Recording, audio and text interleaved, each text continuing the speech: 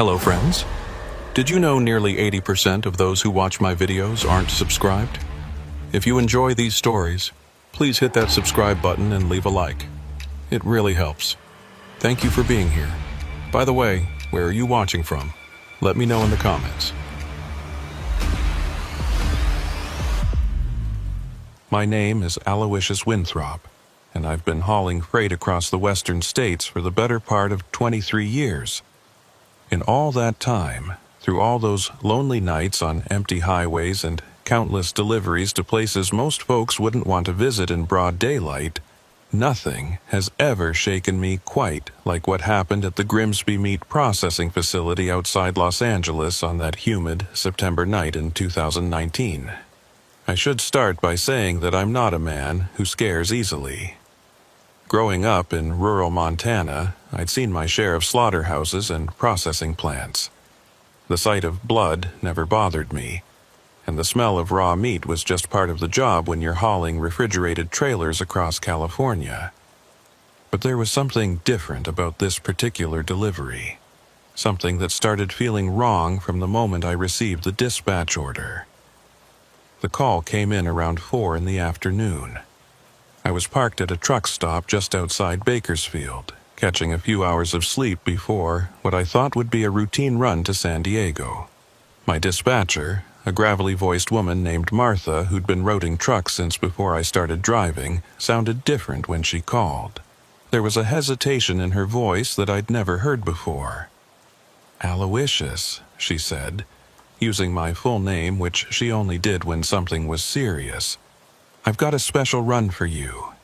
Double rate, but it's got to be tonight." Double rate meant something was either extremely urgent or extremely unpleasant.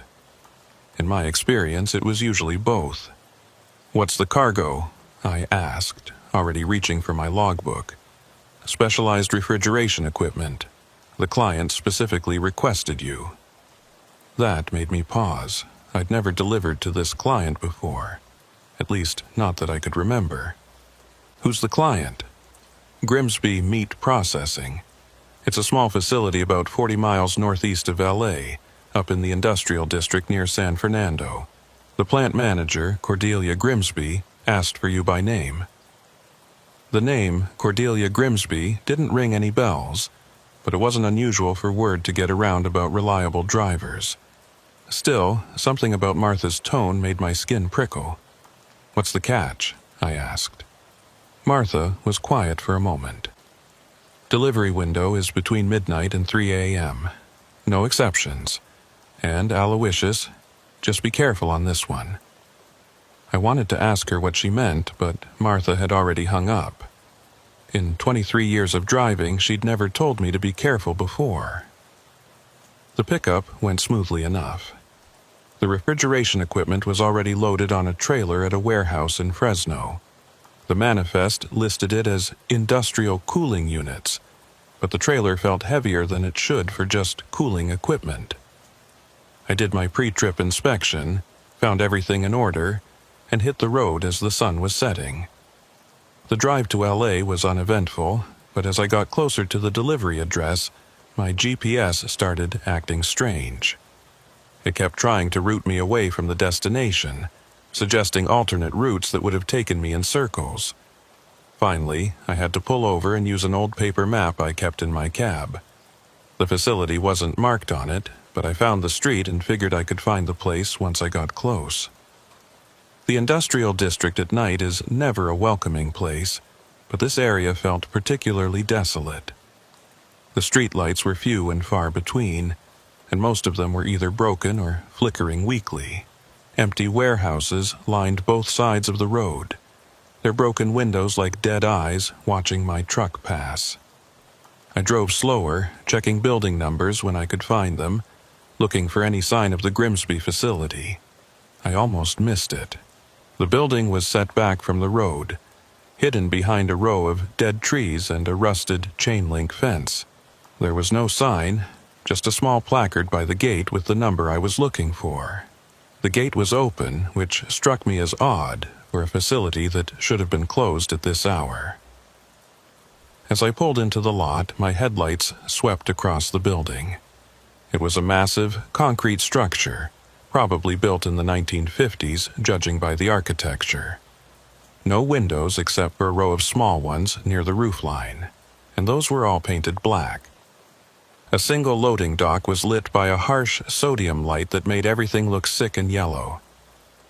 I backed the trailer up to the dock and killed the engine. The sudden silence was oppressive. No traffic sounds, no industrial hum, nothing but the ticking of my cooling engine. I grabbed my paperwork and climbed out of the cab. The smell hit me immediately. It was the smell of a meat processing plant, sure, but there was something else underneath it. Something sweet and cloying that made my stomach turn. I'd smelled death before, and this was close, but not quite the same. It was like meat that had been left out too long but hadn't quite started to rot yet. I walked up the concrete steps to the loading dock door and pressed the buzzer.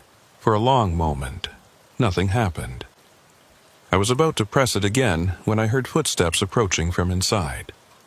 Heavy, shuffling steps that seemed to take forever to reach the door. The door opened, and I got my first look at Barnabas Clutch. He was a massive man, easily 6.5 feet tall and built like a refrigerator.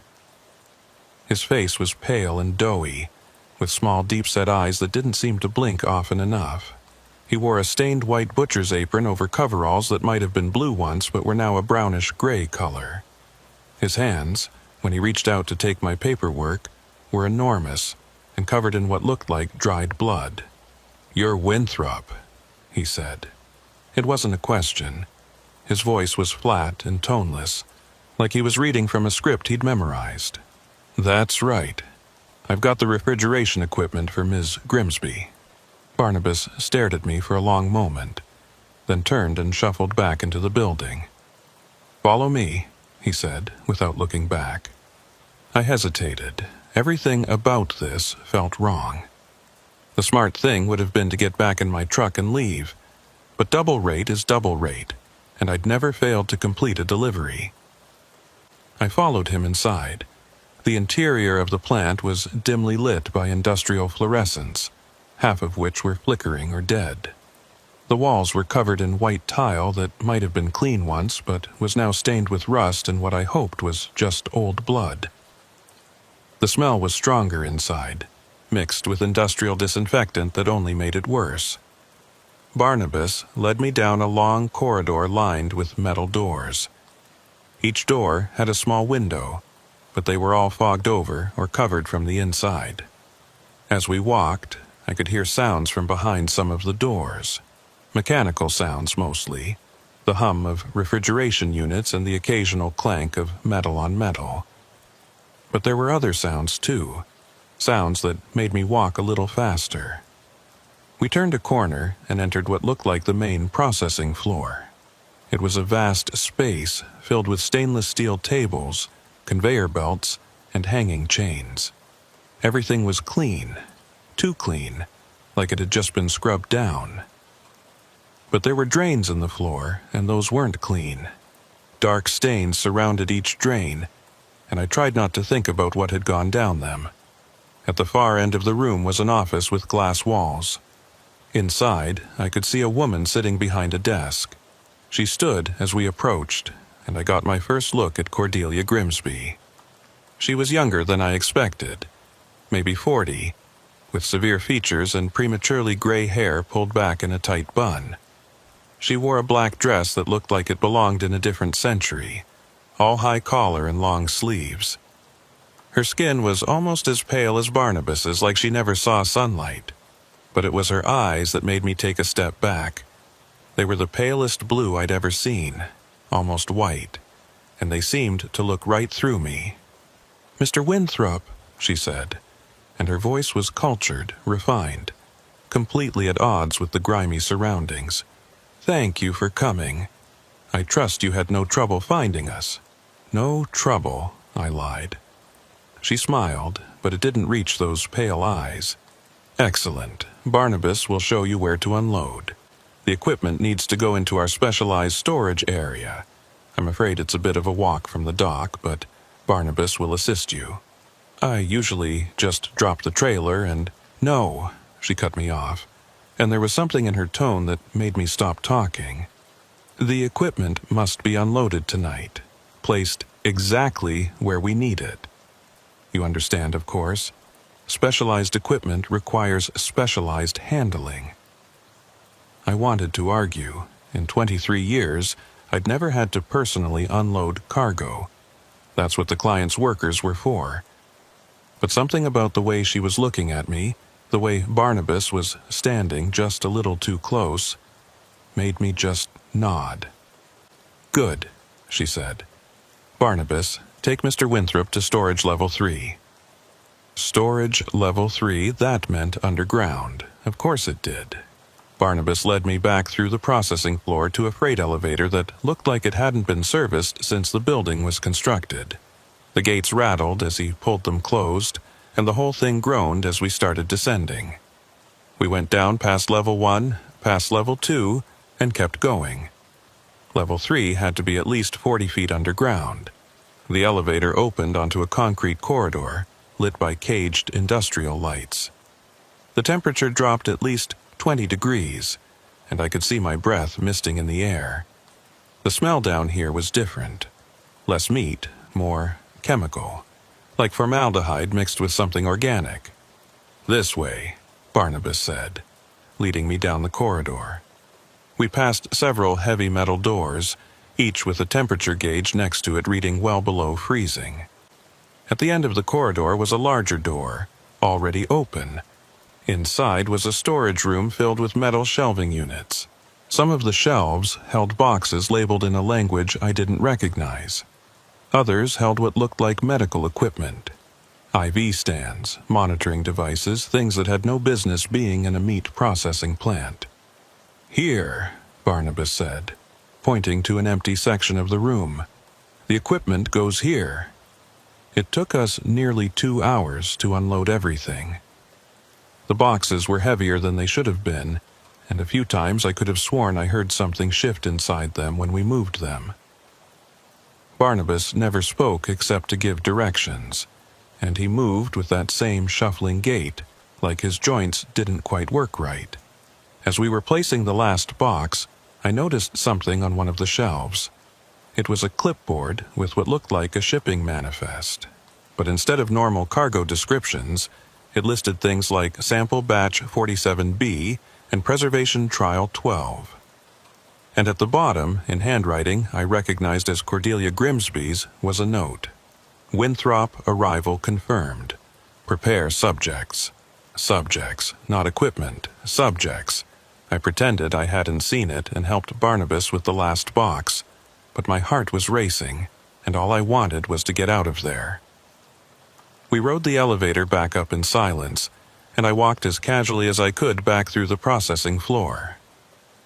Cordelia Grimsby was still in her office, watching us through the glass. She raised one hand in what might have been a wave or might have been something else. Barnabas walked me back to the loading dock. As I was about to leave, he grabbed my arm. His grip was impossibly strong and cold even through my jacket. "You need to stay," he said in that flat voice. "She wants you to stay." I pulled my arm free, my heart hammering. "I've got another delivery, thanks for the help." He stared at me for a long moment, then stepped back. "You'll come back," he said. "They always come back." I didn't run to my truck, but it was close. I started the engine and pulled out of there as fast as I could without seeming panicked. It wasn't until I was back on the highway that I realized my hands were shaking. I should have reported it, should have called the police, or at least told Martha what I'd seen. But what had I really seen? Some weird people at a meat processing plant. Some unusual equipment. Nothing that would have sounded credible to anyone who hadn't been there, hadn't felt the wrongness of that place seeping into their bones. I tried to forget about it, completed my run to San Diego, picked up another load heading back to Fresno. But I couldn't shake the feeling that something had followed me from that place. I'd catch glimpses of white vans in my mirrors, that would disappear when I looked directly at them. My CB radio would pick up strange transmissions late at night, voices speaking in that same flat tone as Barnabas Clutch, saying things like "subject relocated" and "trial continuing." 3 days after the delivery, Martha called again. "Aloysius, I've got another run for you." My blood went cold. "Not Grimsby. How did you—" She paused. "Yes, actually, Ms. Grimsby specifically requested you again. Triple rate this time." Triple rate. That was unheard of. "Martha, something's not right about that place." "I know," she said quietly, "but they're offering enough to keep the company afloat for 6 months. And they said it has to be you. What happens if I say no?" Martha was quiet for a long time. "They were very insistent, Aloysius. Very insistent." The threat was implicit but clear. I thought about my small apartment, my truck payments, my complete lack of savings. But more than that, I thought about Barnabas's words. "You'll come back. They always come back." "When?" I asked. "Tonight, same window, midnight to 3 a.m. I wanted to refuse, wanted to tell Martha to find another driver, another company, another anything. But I knew it wouldn't matter. They'd chosen me for some reason, and one way or another, I'd end up back at that plant. The second pickup was from the same warehouse in Fresno, but this time the manifest was different. Instead of refrigeration equipment, it listed organic preservation materials. The trailer was already sealed when I arrived, with a heavy padlock that I didn't have the key for. The warehouse supervisor, a nervous-looking man who wouldn't make eye contact, handed me an envelope. "Ms. Grimsby said to give you this," he said, practically throwing it at me before retreating back into his office. Inside was a key and a note in that same handwriting. "Do not open until arrival. Level 4 this time." Level 4. Deeper underground than before. The drive felt shorter this time, like the road itself wanted to deliver me to that place. My GPS didn't malfunction. It led me straight there, as if it had learned the way. The gate was open again, and this time there were more lights on in the building. As I pulled up to the loading dock, I could see shadows moving behind the painted windows on the upper floor. Barnabas was waiting for me at the dock door. He looked exactly the same. Same stained apron, same dead eyes, same shuffling gait. But this time he wasn't alone. There were 3 other workers with him, all dressed identically, all with that same pale, doughy appearance. They could have been brothers, or clones, or something else entirely. "Mr. Winthrop," Barnabas said, "she's waiting for you." They surrounded my truck before I could even get out, standing at the corners like sentinels. I had no choice but to follow Barnabas inside. The plant was different at this hour. It was running. The conveyor belts were moving, the machines were humming, and there were more workers scattered throughout the processing floor. They all had that same appearance, that same shuffling walk, and they all stopped what they were doing to watch me pass. Some of them were working with meat, but it didn't look like any beef or pork I'd ever seen. The cuts were wrong, the color was off, and the size was too familiar. Cordelia Grimsby wasn't in her office.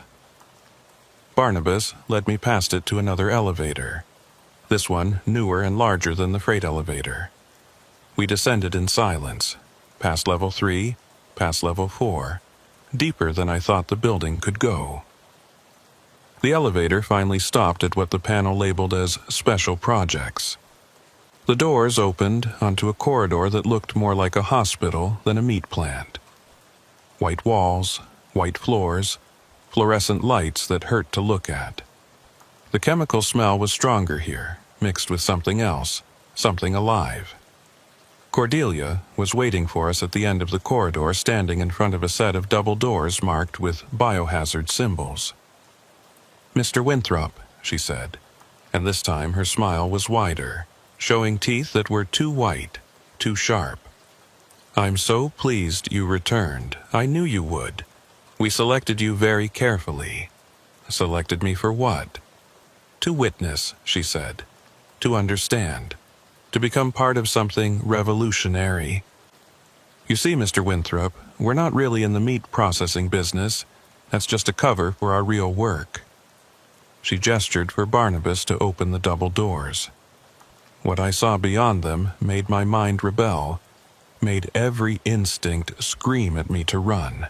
But Barnabas and the other workers had closed in behind me. There was nowhere to go. The room beyond was massive, carved out of solid rock. It was filled with rows of glass cylinders, each one 7 feet tall and filled with a pale blue liquid. And floating in that liquid, "Preservation," Cordelia said, her voice filled with something like reverence. "Perfect preservation. No decay, no deterioration. Suspended between life and death indefinitely." The things in the cylinders had once been human. I could see that much. But they'd been changed, modified. Their limbs elongated, their features smoothed out until they looked almost like Barnabas and the other workers. Some of them were moving, twitching in the liquid like they were dreaming. "Our early experiments," Cordelia explained, walking between the cylinders like a teacher giving a lecture. "Volunteers from the homeless population mostly. People who wouldn't be missed. But we've refined the process significantly since then." "You're insane," I managed to say. "Am I? We've solved death, Mr. Winthrop." "Oh, not completely, not yet. But we can suspend it, hold it at bay for years, decades potentially. And when we perfect the reanimation process..." She trailed off, her pale eyes gleaming. "Imagine a workforce that never tires, never complains, never dies. Imagine soldiers who can be stored like equipment and awakened when needed. Imagine the possibilities. That's what Barnabas is, isn't it? One of your experiments." She laughed, a sound like breaking glass. "Oh no, Mr. Winthrop. Barnabas is something else entirely. Barnabas is what happens when the process goes perfectly. Show him, Barnabas." Barnabas stepped forward and began unbuttoning his coveralls. The skin underneath wasn't skin at all.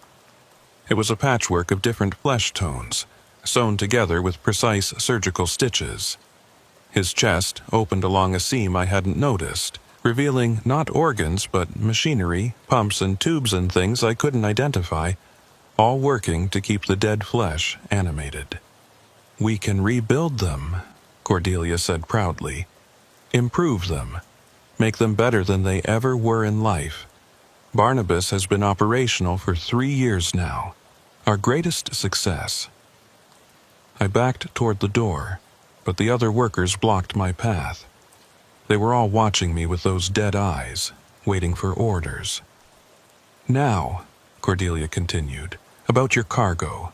We've had a breakthrough, you see. A new preservation fluid that doesn't require refrigeration. The materials you've been transporting are the key ingredients. Very rare, very expensive, very illegal. That's why we needed someone reliable, someone who wouldn't ask questions. Someone like you. I won't be part of this." "But you already are," she said. "You've made 2 deliveries. Your fingerprints are on the manifest. Your truck's GPS shows you were here. If anything were to happen to our operation, you'd be implicated. Prison would be the best outcome for you." She was right. I'd been trapped from the moment I accepted that first run. "What do you want from me?" "Regular deliveries. Once a month, sometimes more. You'll be well compensated, of course. And you'll be protected. We have friends in many places, Mr. Winthrop. Powerful friends who believe in our work." "And if I refuse?" She looked at the cylinders, then back at me. "We always need new subjects, and you're in excellent physical condition for a man your age. You'd preserve beautifully." The threat was clear. I could work for them or become their next experiment. There was no third option. I need time to think, I said. Of course. You have until tomorrow night. Barnabas will escort you out. The walk back through the plant was a blur. All I could think about were those things in the cylinders, suspended between life and death. And Barnabas, walking beside me, a corpse powered by machinery and God knows what else. At my truck, Barnabas handed me another envelope. Your payment, he said in that flat voice, and instructions for the next delivery. I took it without looking inside. As I climbed into my cab, he grabbed my arm again. She likes you, he said. That's rare. Don't disappoint her. I drove away from that place knowing my life as I'd known it was over. I was trapped, caught in something that was beyond my ability to fight or escape. But as I reached the highway, I made a decision. I wouldn't go to the police, they'd never believe me, and Cordelia probably owned half of them anyway. But I could gather evidence, document everything, find others who might believe me. The money in the envelope was more than I made in 3 months. Cash, untraceable, with a note that simply said, "Welcome to the family." There was also a schedule of deliveries for the next 6 months, and a cell phone with a single number programmed into it. I didn't sleep that night, or the next. Every time I closed my eyes, I saw those cylinders, those floating bodies. Barnabas opening his chest to reveal the machinery inside. I knew I should run, leave the state, leave the country if necessary. But I also knew they'd find me. Organizations that could do what they were doing had resources I couldn't imagine. The phone rang on the 3rd day. Mr. Winthrop. Cordelia's voice was warm, almost friendly. I trust you've had time to consider our offer. I don't have much choice, do I? We always have choices, Mr. Winthrop. Some are just more pleasant than others. Your next pickup is scheduled for Tuesday. Same warehouse, same time.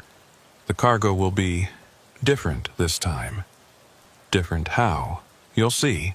Oh, and Mr. Winthrop. We'll need you to make a stop along the way to pick up some additional materials. She gave me an address in Riverside and hung up before I could respond. Tuesday came too quickly. I made the pickup in Fresno as instructed. This time, the trailer wasn't sealed, and I could see what I was hauling. Medical equipment. Hospital beds, IV stands, monitoring equipment, and a dozen large freezers, the kind used to transport organs for transplant. They were all running, connected to a generator in the trailer, and I could hear them humming as I drove. The stop in Riverside was at what looked like an abandoned clinic. A man in a suit was waiting for me in the parking lot, standing next to a refrigerated van. He didn't introduce himself, just handed me a clipboard to sign, and supervised as 4 men transferred several large coolers from the van to my trailer. The coolers were heavy and marked with biohazard symbols. One of them was leaking something dark onto the pavement. Careful with those, the suit said. They're fragile. What's in them? He looked at me like I was stupid. You don't need to know. You don't want to know. Just deliver them intact. The drive to the Grimsby plant felt different this time. I wasn't just afraid. I was complicit. Whatever was in those coolers, I was helping transport it. I was part of their operation now, whether I wanted to be or not. This time, the plant's parking lot wasn't empty. There were several vehicles there, including a black SUV with government plates and an ambulance with its markings painted over. As I backed up to the loading dock, I could see people through the windows of the upper floor. Not the shambling workers, but normal-looking people in suits and lab coats. Barnabas met me at the dock, but he wasn't alone.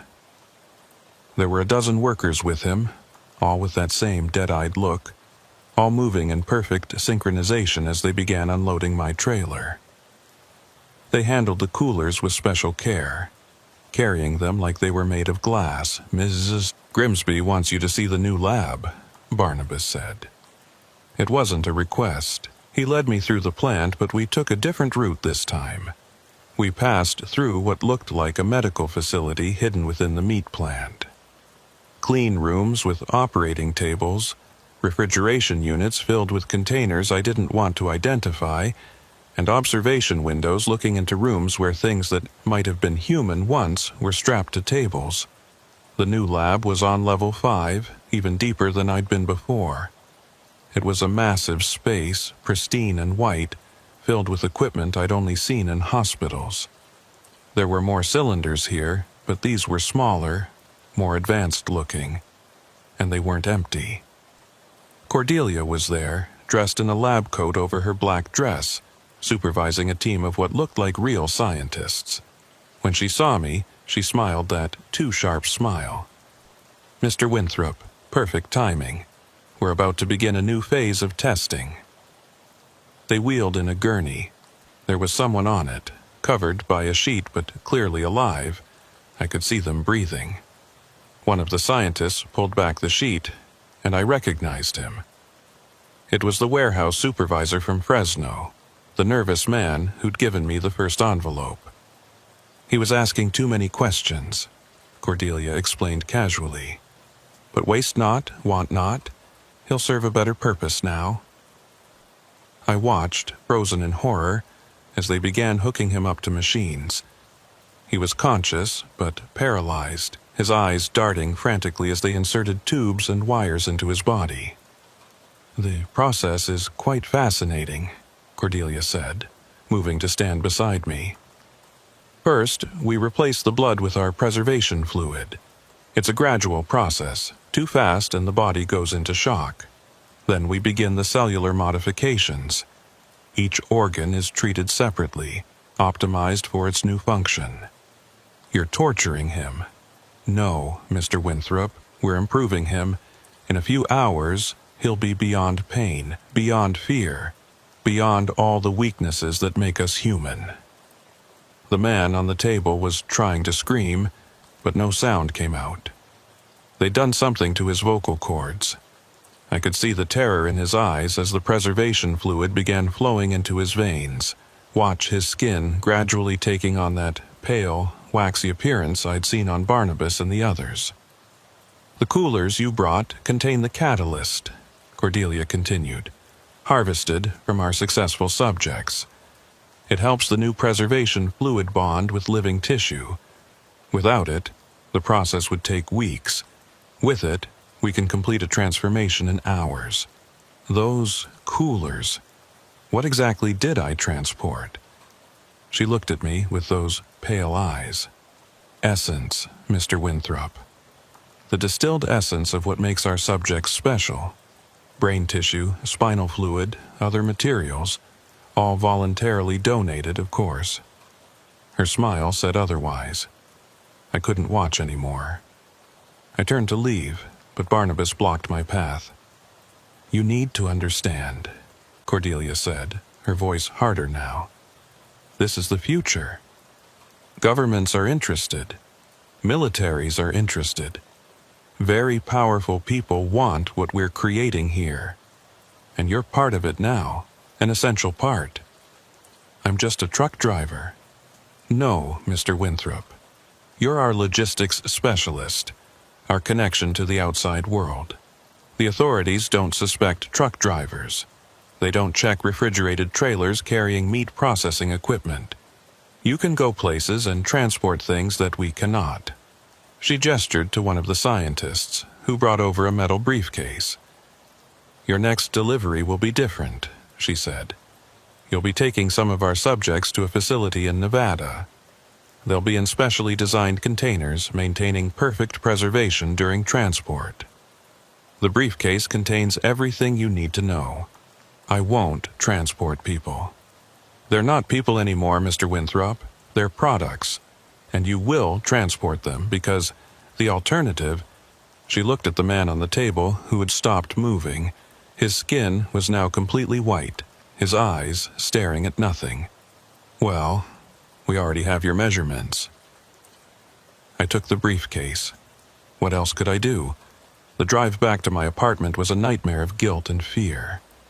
I'd become exactly what I'd always despised, someone who looked the other way, who followed orders no matter how wrong they were.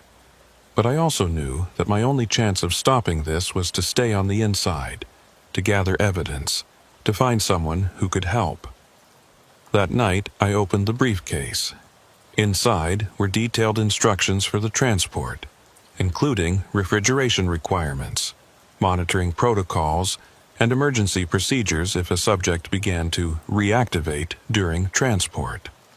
There were also photos of the subjects I'd be transporting. They all looked like Barnabas now, pale, expressionless, caught somewhere between life and death. At the bottom of the briefcase was another envelope with more money and a note. Your cooperation is appreciated. Your discretion is required. Your loyalty will be rewarded. The Nevada run was scheduled for the following week. I spent those days trying to find a way out, some authority I could turn to. But every avenue led to dead ends. The local police dismissed my calls as prank. The FBI office wouldn't even let me pass the reception desk. A journalist I contacted stopped returning my calls after one conversation. Either nobody believed me, or Cordelia's reach was longer than I'd imagined. The night before the run, I couldn't sleep. I sat in my truck, parked outside my apartment, staring at the briefcase. The rational part of my mind kept saying this couldn't be real, that secret experiments and reanimated corpses belonged in horror movies, not in industrial districts outside Los Angeles. But I'd seen it. I'd seen Barnabas open his chest. I'd seen those things in the cylinders. I'd watched them transform that warehouse supervisor into one of them. The pickup was scheduled for 2 a.m. I arrived at the plant at 1:30, hoping to load quickly and leave. But the parking lot was full of vehicles, military trucks, unmarked vans, expensive cars with tinted windows. Something big was happening. Barnabas met me at the gate, but he looked different. His movements were smoother, more natural, and his face had been modified. The features were more refined, more human-looking. If I hadn't known what he was, I might have been fooled. "Special night," he said, and even his voice sounded more natural. "Important visitors. You'll need to wait." He led me not to the loading dock but to the main entrance. Inside, the plant had been transformed. The processing floor had been cleared and cleaned, turned into something like an exhibition hall. There were displays showing the evolution of their work, cylinders containing subjects at various stages of transformation, and video screens showing what looked like military applications for their products. There were at least 50 people there, all in expensive suits or military uniforms. They walked among the displays like they were at a trade show, discussing the subjects like they were comparing cars or weapons systems. I recognized one of them, a senator from California whose face was always on the news. He was examining one of the cylinders with what looked like professional interest. Cordelia appeared at my elbow, dressed in an elegant black gown that made her look like something out of a Victorian funeral. "Mr. Winthrop, so glad you could join us. This is our quarterly demonstration for potential investors and clients. Would you like to see our latest achievement?" She didn't wait for an answer, just guided me to a raised platform at the center of the room. On it was a single cylinder, larger than the others, containing something that made my blood freeze. It was a child, or had been a child, maybe 10 years old, suspended in that blue fluid, but modified in ways that made my stomach turn. Its limbs had been elongated, its features smoothed and made uniform like the others, but there was something else. Its eyes were open, tracking the movement of people around the cylinder. It was aware. "Our youngest subject to date," Cordelia announced to the gathered crowd. "Proof that the process works regardless of age. Imagine the applications. Children who never grow old, never get sick, never die. Perfect preservation of youth itself. The crowd murmured appreciatively. Some even applauded.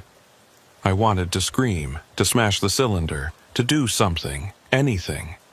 But I just stood there, paralyzed by horror and the knowledge that I was surrounded by people who saw nothing wrong with this. "The transport tonight will include this subject," Cordelia whispered to me. "Our Nevada facility specializes in pediatric applications. They're very excited to receive it." "I won't do it," I said, finding my voice at last. "I won't transport a child." She looked at me with those pale eyes, and for the first time, I saw genuine surprise there. "Mr. Winthrop, it's not a child anymore. It's a successful experiment, a product, and you will transport it, because if you don't—" She gestured to someone in the crowd. A man approached us. He was ordinary-looking, middle-aged, wearing a simple suit. But when he smiled, I recognized something in his expression. He had the same look as Cordelia, that same wrongness behind his eyes. "This is Mr. Smith," Cordelia said. "He handles our personnel issues. Mr. Smith, Mr. Winthrop is having second thoughts about his employment." Smith studied me like I was a specimen. "That's unfortunate. Mr. Winthrop, do you have any family, anyone who would miss you if you disappeared?" The threat was clear. But something in me snapped. 23 years of keeping my head down, of just doing my job, of not asking questions. It all fell away. "No," I said. "No family, no one who'd miss me. But that doesn't mean I'll help you anymore." Smith's smile widened. "Everyone has someone, Mr.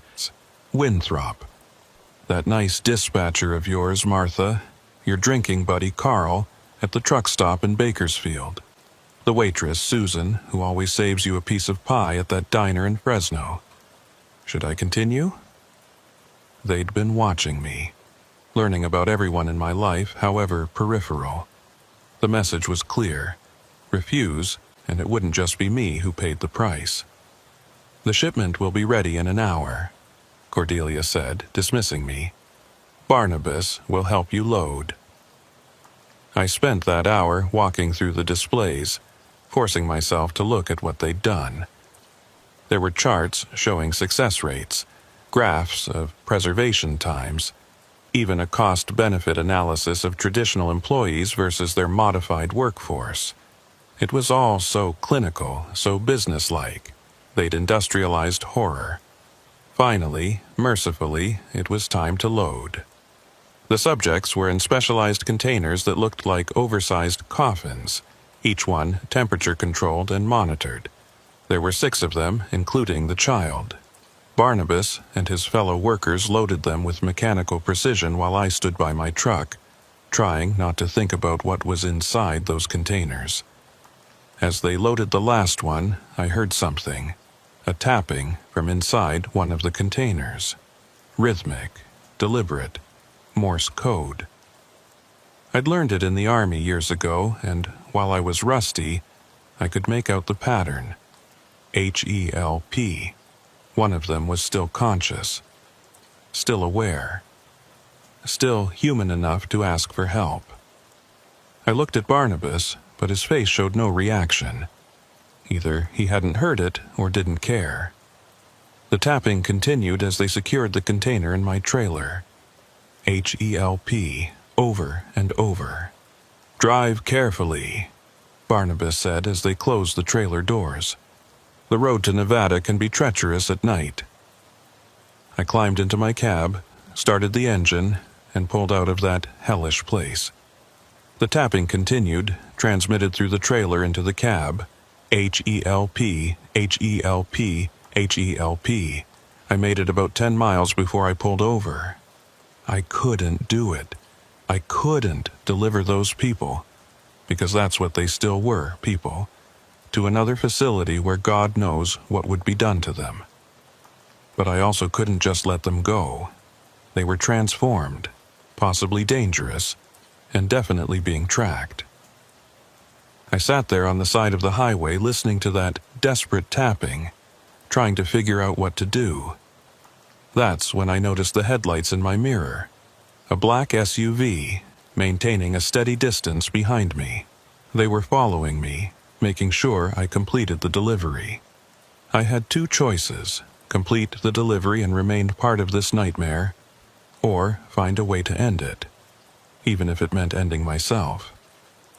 I made my decision. I got back on the highway and drove, but not toward Nevada. I headed east, toward the desert, toward the most isolated area I knew. The SUV followed, maintaining that steady distance. They probably had GPS trackers on the containers, knew exactly where I was going. But they didn't intervene. Not yet.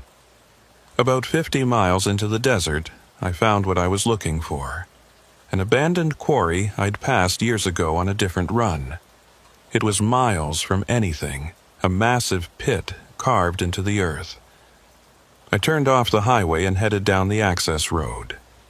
The SUV followed, closing the distance now. They knew something was wrong.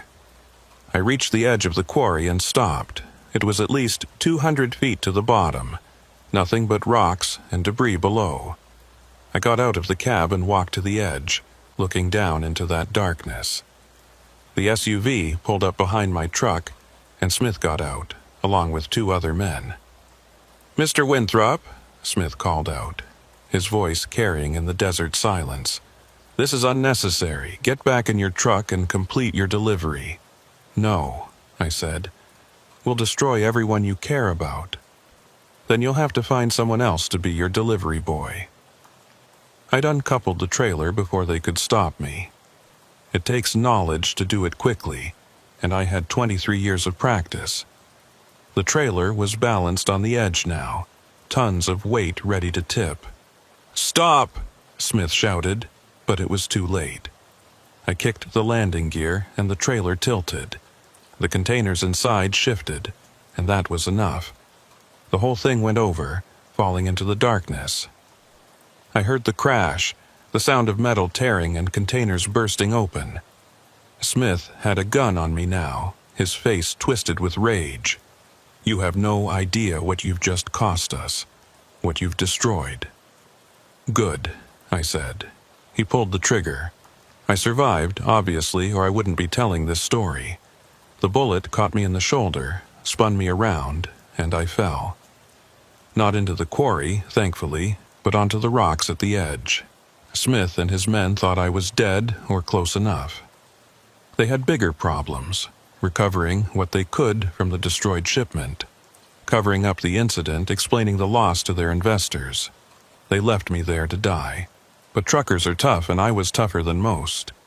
I managed to crawl back to the cab of my truck, used the emergency kit to stop the bleeding, and drove myself to a hospital 3 hours away. I told them I'd been shot by hijackers trying to steal my cargo. The police investigated, but found nothing. The quarry had been filled in, the evidence buried under tons of rock and dirt. The Grimsby meat processing facility burned down 2 weeks later. Electrical fire, according to the official report. No casualties, no evidence of what had really gone on there. Cordelia Grimsby disappeared, along with Barnabas and all the others. Smith vanished too, like he'd never existed. But I know they're still out there. Sometimes I'll stop at a truck stop and see a driver who moves a little too stiffly, whose skin is a little too pale. I'll catch glimpses of refrigerated trucks heading to addresses that don't exist, carrying cargo that isn't what the manifest claims. And sometimes, late at night, my phone will ring, and there will be nothing but silence on the other end. Or worse, that flat, toneless voice asking when I'll be ready to make my next delivery. I don't drive trucks anymore. Can't, really, not with my shoulder the way it is. But even if I could, I wouldn't. Because I know what's out there, moving in those refrigerated trailers along the dark highways. I know what's being transported in the dead of night to facilities that don't officially exist. And I know that somewhere in some other industrial district, in some other anonymous building, Cordelia Grimsby is still conducting her experiments, still transforming people into things that shouldn't exist, still creating her perfect, preserved workforce. I've told this story to anyone who would listen: journalists, investigators, other truckers. Most don't believe me. Those who do are too scared to do anything about it. But I keep telling it, hoping that someday someone will investigate, will expose what's really happening. Until then, if you're ever driving late at night and you see a refrigerated truck heading to nowhere, taking roads that don't make sense, stay away from it. Don't follow it. Don't investigate. Because you might not like what you find inside. And if you ever get a delivery request from Grimsby Meat Processing or any company that Cordelia Grimsby is associated with, refuse it. No amount of money is worth becoming part of that horror. Trust me, I know. Some cargo should never be delivered, and some truths should never be discovered. But they're out there, moving through the night, one delivery at a time. And there's nothing any of us can do to stop them. The only thing we can do is refuse to be part of it, refuse to look the other way, refuse to just do our jobs when our jobs require us to become monsters. I failed that test. I made those deliveries, transported those horrors, enabled their experiments. The blood on my hands will never wash clean, no matter how many times I tell this story, no matter how many warnings I give.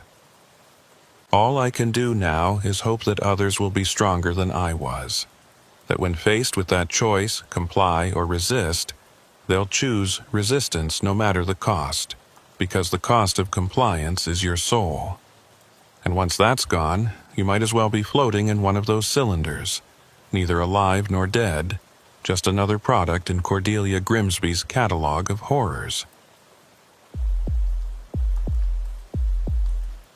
My name is Thaddeus Pickford, and I've been hauling containers out of the Port of Los Angeles for 17 years.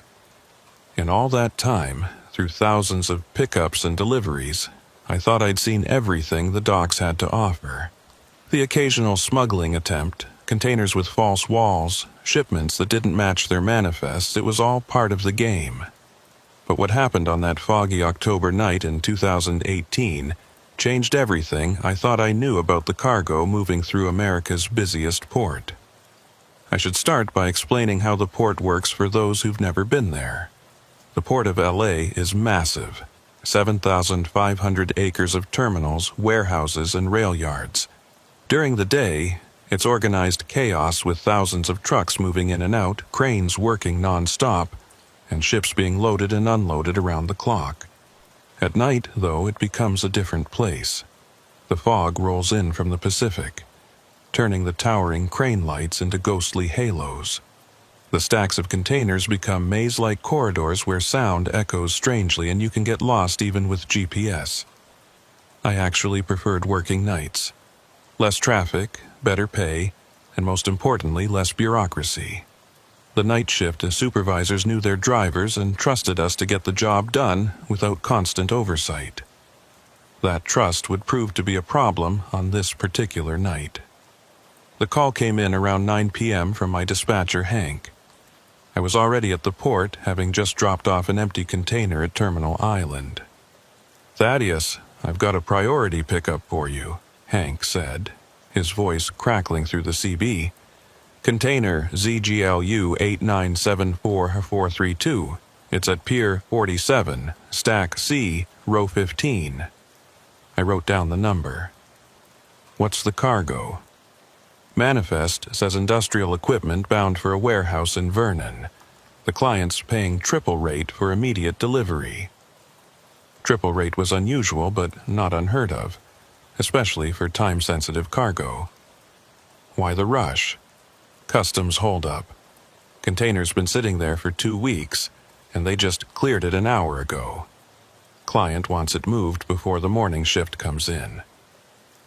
That should have been my first red flag. Customs doesn't usually clear containers at night, and they certainly don't rush to do it. But triple rate was triple rate, and I had alimony payments to make. "Send me the paperwork," I said.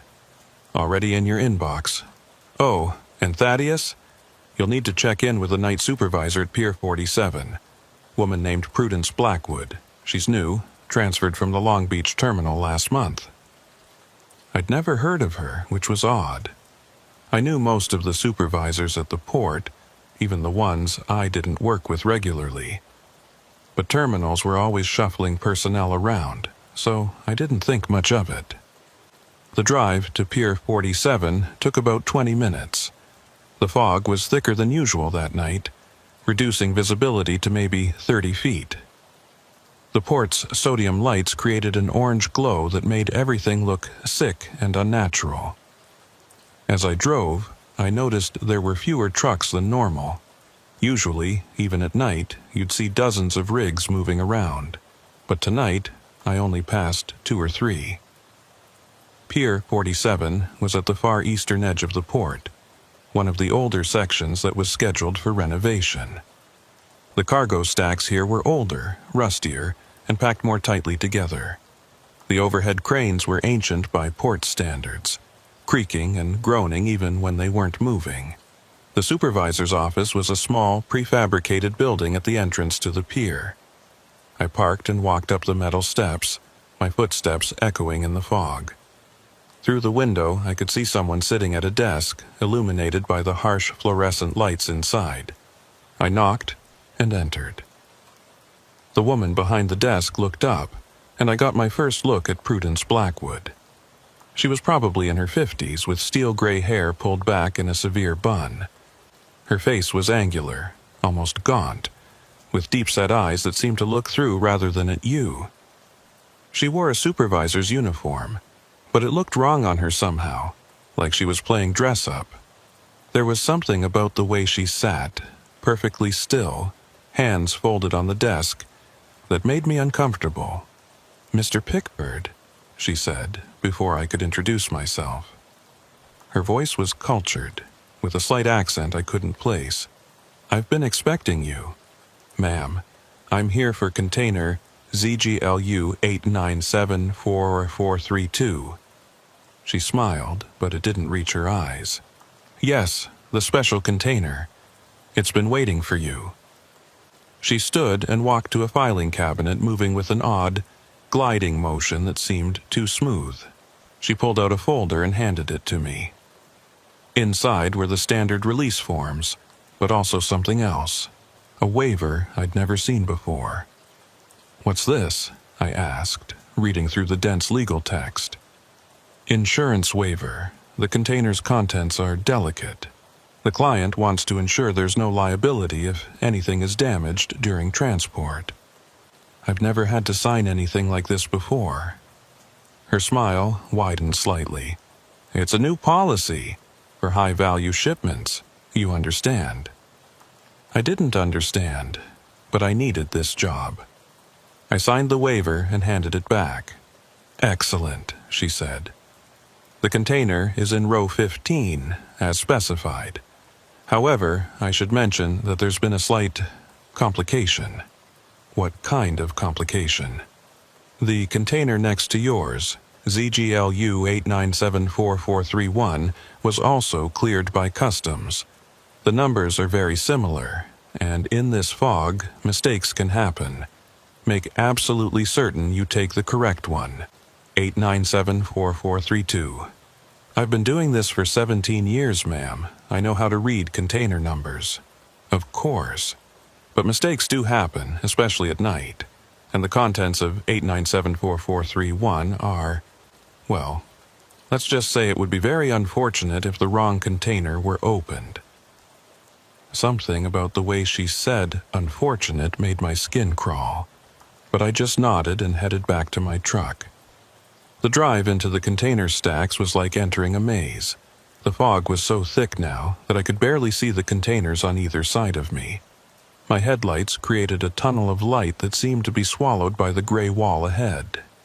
I drove slowly, counting rows, checking numbers spray-painted on the ground. Row 15 was at the very back of the stack. pressed up against the fence that separated the port from the industrial wasteland beyond. I found the spot and got out to check the container numbers. Sure enough, there were two containers side by side, ZGLU 8974431 and ZGLU 8974432. In the fog and dim light, they looked identical. Both were standard 40-foot containers, painted the same faded blue, with the same shipping line logos. The only difference was that single digit in their numbers.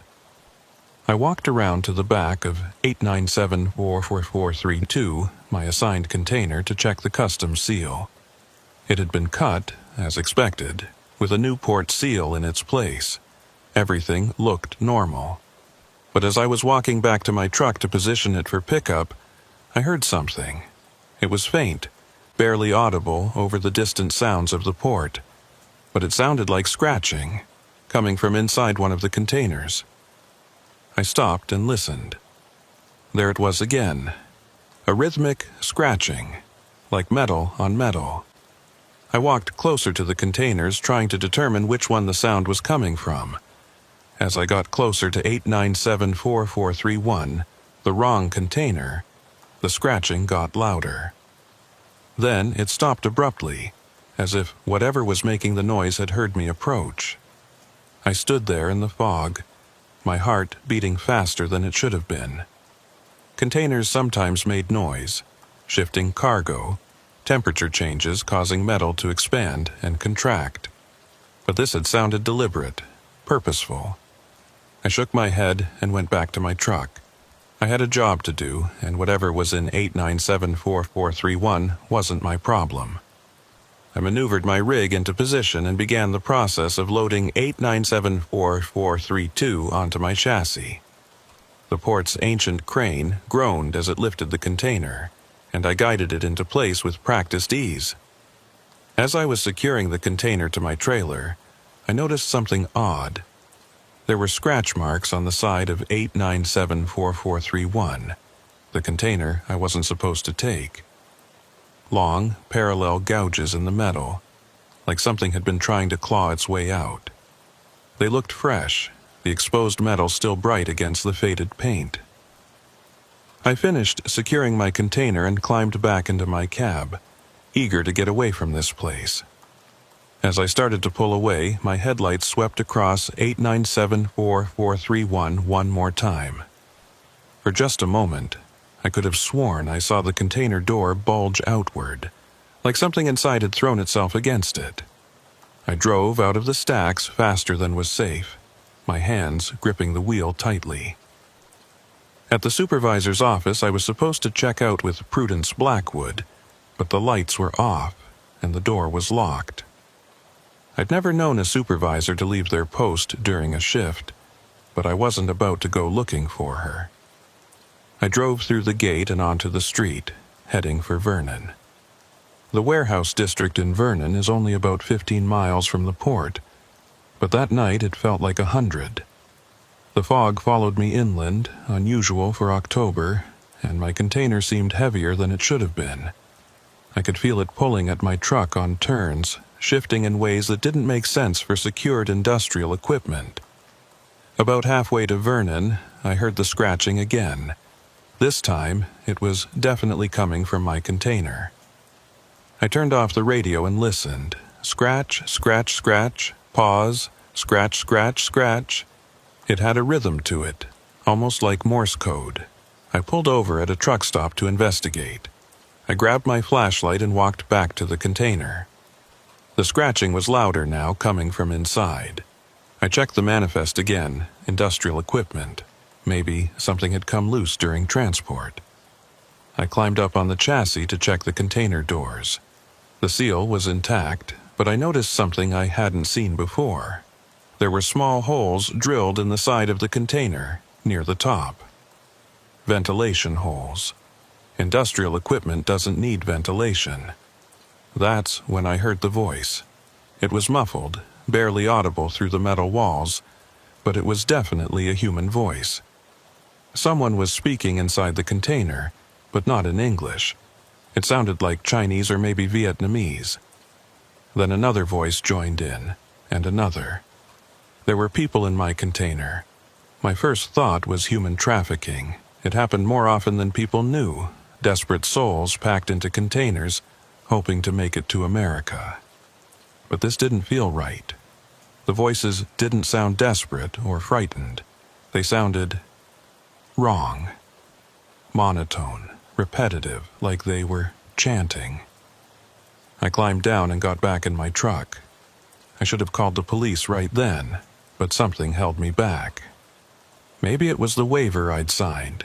Maybe it was Prudence Blackwood's warning about taking the wrong container. Or maybe it was just fear. But I kept driving. The warehouse in Vernon was in an industrial complex that looked abandoned. No lights except for a single security lamp over a roll-up door. The address matched my paperwork, but there were no signs, no company names, nothing to indicate what kind of business operated here. I pulled up to the loading dock and honked my horn. For a long moment, nothing happened. Then the roll-up door began to rise, revealing a dark interior. A man stepped out into the light, and I immediately wished I'd never taken this job. He was tall and thin, wearing a black suit that looked expensive but old-fashioned, like something from the 1950s. His face was pale and angular, with features that seemed slightly off, like they'd been arranged by someone who'd never seen a human face before. But it was his eyes that made me grip the steering wheel tighter. They were completely black, no whites, no iris, just black orbs that reflected the security light like oil. "Mr. Pickford," he said, and his voice was cultured like Prudence Blackwood's, with that same unplaceable accent. "You're late." I checked my watch. I was actually 15 minutes early. "Traffic," I lied. He smiled, revealing teeth that were too white and too sharp. "No matter. You have our container? ZGLU 8974432 as requested." "Excellent. Please back into the warehouse. We'll handle the unloading." I started to back up, but then stopped. "I'll need to see some ID. Company policy." His smile faded. "That won't be necessary." "Actually, it is. I can't release the container without proper identification." He reached into his jacket, and for a moment I thought he was going for a weapon, but he pulled out a wallet and showed me a driver's license. The name read John Smith, which was obviously fake, but the photo was what caught my attention. It was him, but different. The features were human, normal. It was like looking at two different people at once, the photo showing what he should look like, while my eyes saw something else. "Satisfied?" he asked. I nodded and continued backing into the warehouse. Inside, I could see more people, all dressed similarly, all with that same wrong appearance. They stood perfectly still, watching my truck with those black eyes. As soon as I was inside, the door rolled down behind me, trapping me in the warehouse with them. My heart was pounding now, every instinct screaming at me to get out of there. But there was nowhere to go. "Release the container," John Smith said. I climbed out of my cab, trying to keep my movements calm and professional. As I began unlocking the container from my chassis, I heard the scratching again, louder now, more insistent. The people in the warehouse heard it too. They began moving closer, surrounding the container, their movements synchronized like they were all controlled by the same puppeteer. "What's in there?" I asked, though I wasn't sure I wanted to know. "The future," John Smith said. "The next phase of human evolution, or perhaps devolution, depending on your perspective." The container was free now, sitting on its own legs in the warehouse.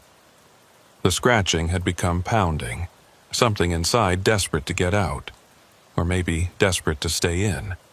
"Open it," Smith commanded. "That's not my job. I just deliver—" "Open it," he repeated, and this time there was something in his voice that made my body move without my permission. I found myself walking to the container doors, my hands reaching for the handle. "Wait," I said, fighting against whatever compulsion was making me move. "This is the wrong container." Smith's head snapped toward me, those black eyes narrowing. "What?" "The number.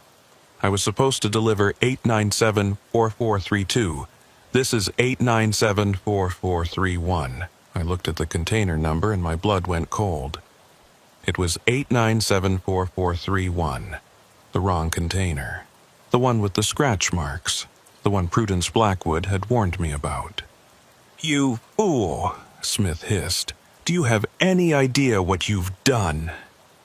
Before I could answer, the container doors exploded outward. What came out of that container still haunts my dreams, even after all this time. They were human, or had been once. But something had been done to them. Something that had twisted them into things that shouldn't exist. There were 12 of them, men and women, though it was hard to tell which was which anymore.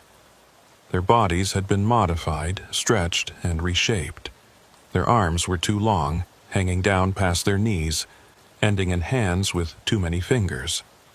Their faces were the worst part, features rearranged like a child's drawing, eyes where they shouldn't be, mouths that opened sideways, noses that were just holes in their flesh.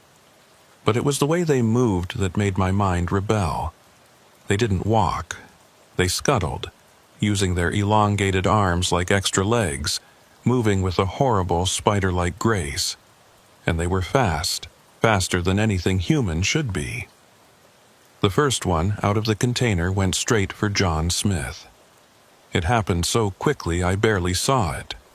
One moment, Smith was standing there. The next, he was on the ground with one of those things on top of him. Smith screamed, but it wasn't a human scream. It was a sound like metal tearing, like a machine dying. The other people in the warehouse, the ones who looked like Smith, didn't run. They formed a circle and began chanting in that language I'd heard earlier. Their voices rose in unison, and the air in the warehouse began to change. It got thick, heavy, like the pressure before a storm. The things from the container reacted to the chanting.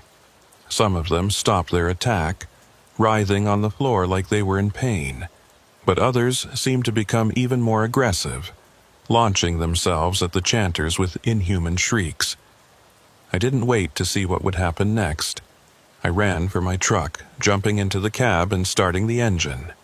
But the warehouse door was still closed, and the control panel was on the far side of the building, past the fighting. One of the container things noticed me. It turned its head, too far, almost completely around, and fixed multiple eyes on me. Then it started scuttling toward my truck, its two long arms pulling it forward with horrifying speed. I threw the truck in reverse and gunned it, smashing through the warehouse door. Metal screamed and tore, but I made it through, backing out into the night. In my mirrors I could see the chaos inside the warehouse. Things that used to be human fighting things that pretended to be human, while reality itself seemed to bend around them. I didn't stop. I drove straight out of that industrial complex, my destroyed trailer dragging behind me, sparks flying from the twisted metal. I made it about 3 miles before the engine gave out, damaged from the impact. I coasted to a stop on a dark street and immediately called 911. 911, what's your emergency? There's been an incident at a warehouse in Vernon, I said, my voice shaking. People are hurt, maybe dead. You need to send everyone. I gave them the address and hung up before they could ask questions. Then I called Hank, my dispatcher. Thaddeus, how'd the delivery go? Hank, what the hell did you send me into? What are you talking about? The container, the client, none of it was normal. There were things in that container. People, but not people. Hank was quiet for a moment. Thaddeus, are you drunk? I'm not drunk. Check your records. Who requested this pickup? Who's the client? I heard typing on the other end. That's weird. The record's been deleted. All I have is the container number and your delivery confirmation. I didn't confirm anything. The delivery went bad, Hank, really bad. Where's the container now? At the warehouse, probably. Along with whatever those things were. Things? Thaddeus, you're not making sense. I tried to explain, but I could hear the skepticism in his voice. He thought I'd lost it, maybe had a breakdown. Finally, he told me to go home and sleep it off, that we'd sort it out in the morning. I abandoned my damaged truck and called an Uber. As we drove away, I saw emergency vehicles racing toward Vernon. Police cars, ambulances, even a hazmat team. Whatever was happening at that warehouse, the authorities were taking it seriously. The next morning, I checked the news, expecting to see reports of the incident. But there was nothing. No mention of a warehouse, no reports of injuries or deaths. I drove back to Vernon in my personal vehicle to check the location. The warehouse was gone, not damaged or closed off, gone. The lot was empty, like the building had never existed. I went to the port to ask about the container, but there was no record of ZGLU 8974431 or 8974432. The shipping line had no containers with those numbers. Pier 47 had no supervisor named Prudence Blackwood. According to every official record, none of it had ever happened. But I knew it had. I had the damage to my truck to prove it, though the insurance company attributed it to a hit and run. And I had the memories, the nightmares that woke me up every night.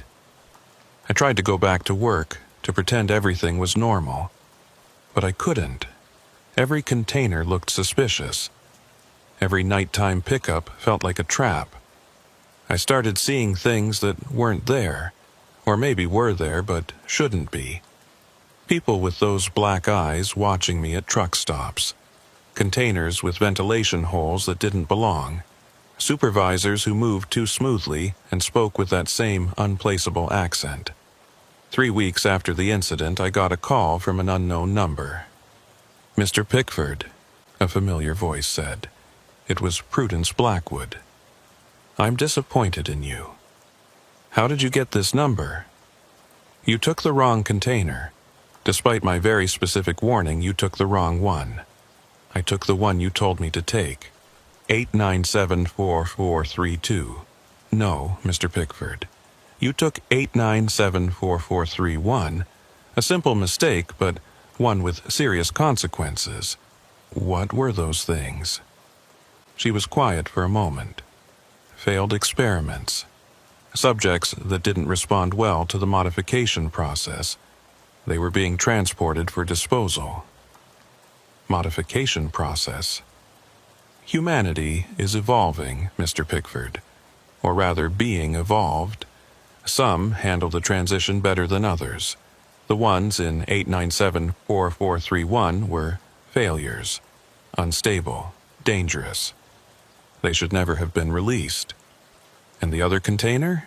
The one I was supposed to take. Successful subjects. Stable. Compliant. Ready for integration into society. You'd be surprised how many modified humans are already among you, Mr. Pickford. Teachers, police officers, politicians. All looking perfectly normal. All working toward the same goal. Which is? The transformation of the human species. The next step in our evolution. Or, if you prefer, our replacement. My hand was shaking as I held the phone. You're insane. Am I? Look around you, Mr. Pickford. The world is changing. Humans are becoming obsolete. We're simply accelerating the process. I'll go to the authorities. She laughed, a sound like breaking glass. Which authorities? The ones we haven't already converted? They won't believe you, and even if they did, what would you tell them? That you delivered a container full of monsters? That there are fake humans infiltrating society? You'd be institutionalized within a week.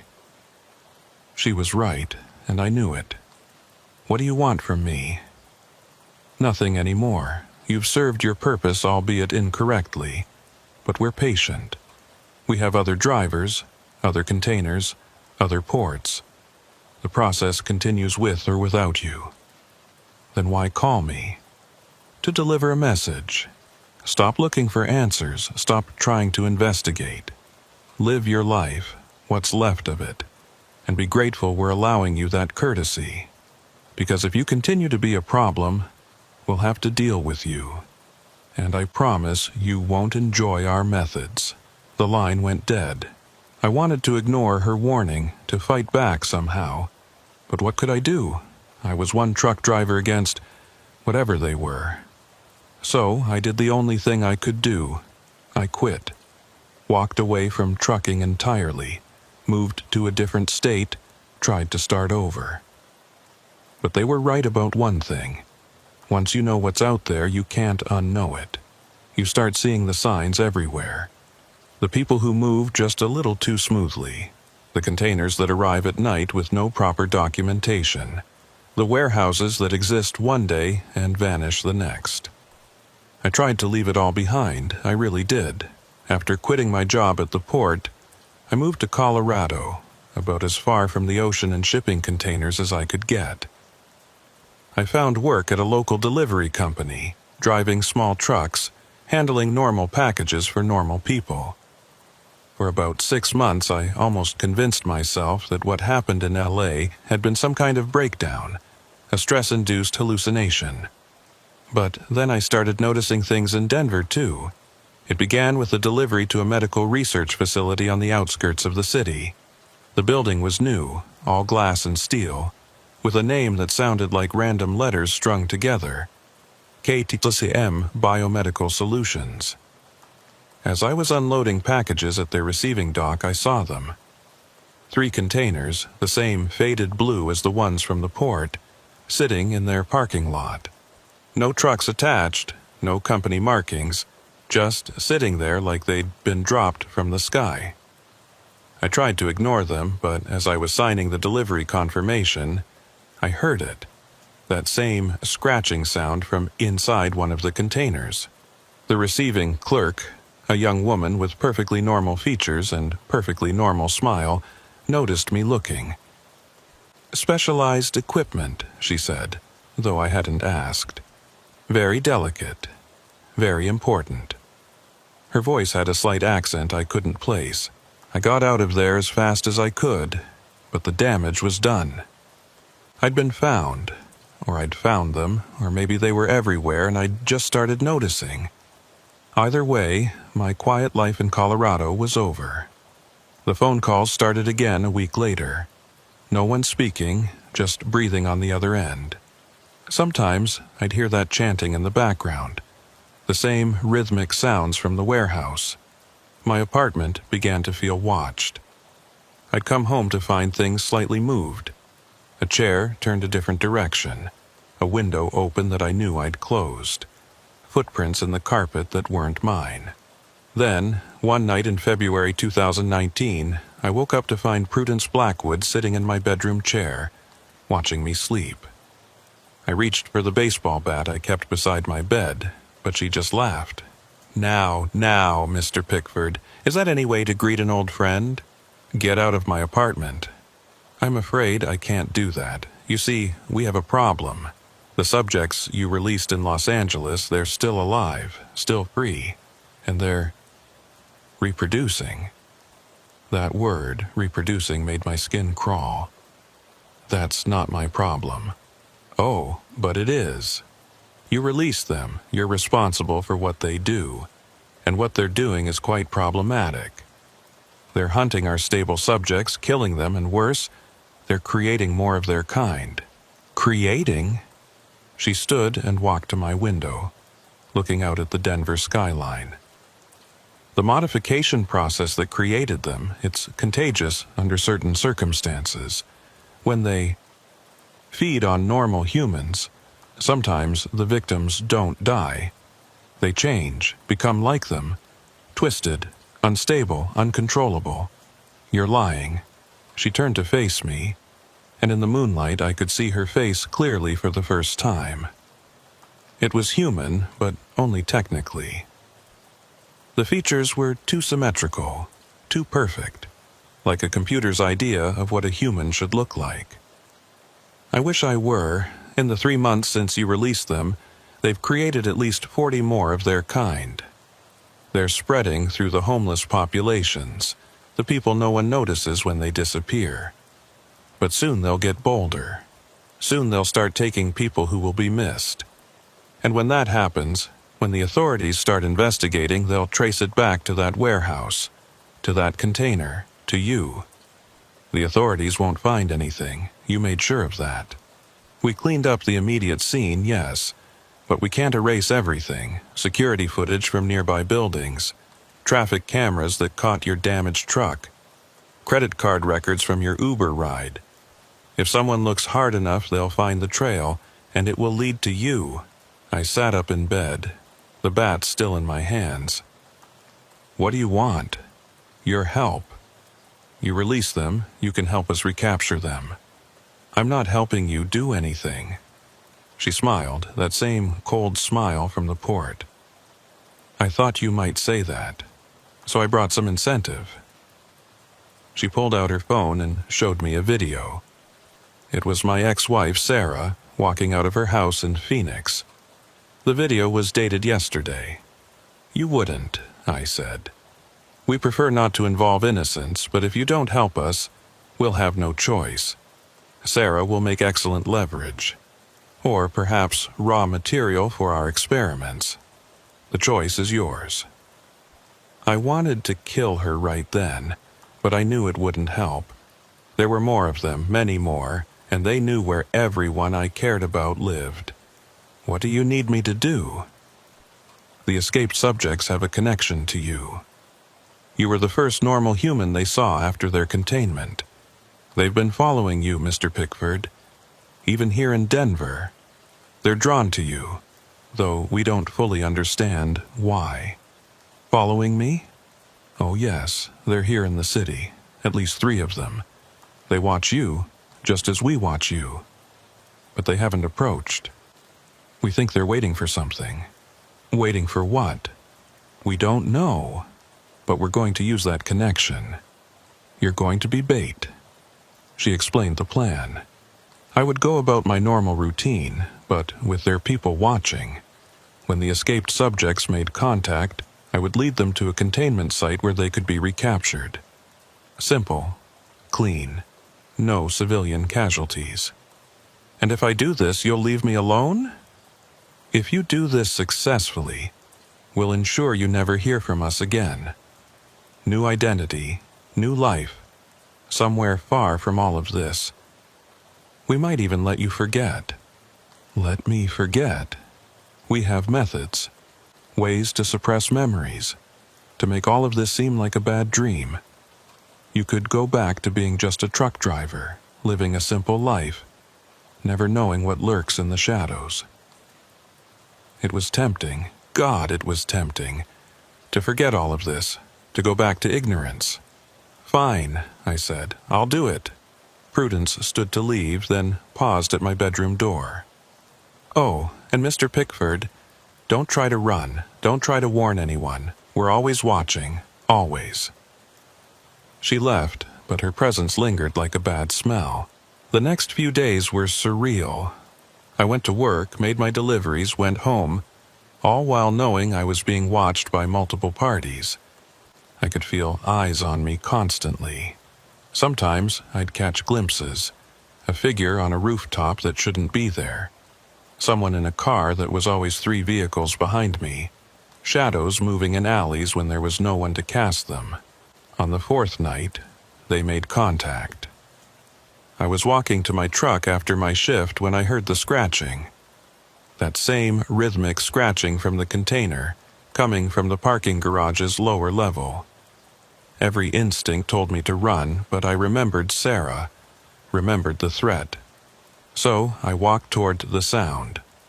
I found it in the darkest corner of the garage, crouched between 2 cars. One of the escaped subjects, though it had changed since that night in the warehouse. Its elongated arms were even longer now, dragging on the ground.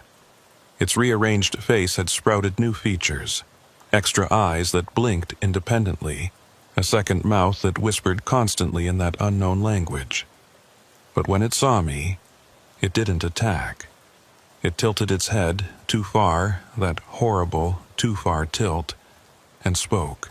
"Pickford," it said, the word distorted by its malformed mouth but still understandable. "You freed us." I backed against a car, my hand reaching for my phone to signal Prudence's team, but the thing moved faster, one of those long arms shooting out to grab my wrist. Its grip was gentle, though I could feel the strength behind it. "No," it said. Must listen. What do you want?" "They lie," it said, struggling with each word. "Blackwood, Smith, all lie. We were like them, modified, controlled, but went wrong. Became free. Free. Free to think, to choose. They cannot control us. So they destroy us, contain us. But you freed us. I didn't mean to. Doesn't matter. You gave us chance. Now we give you truth."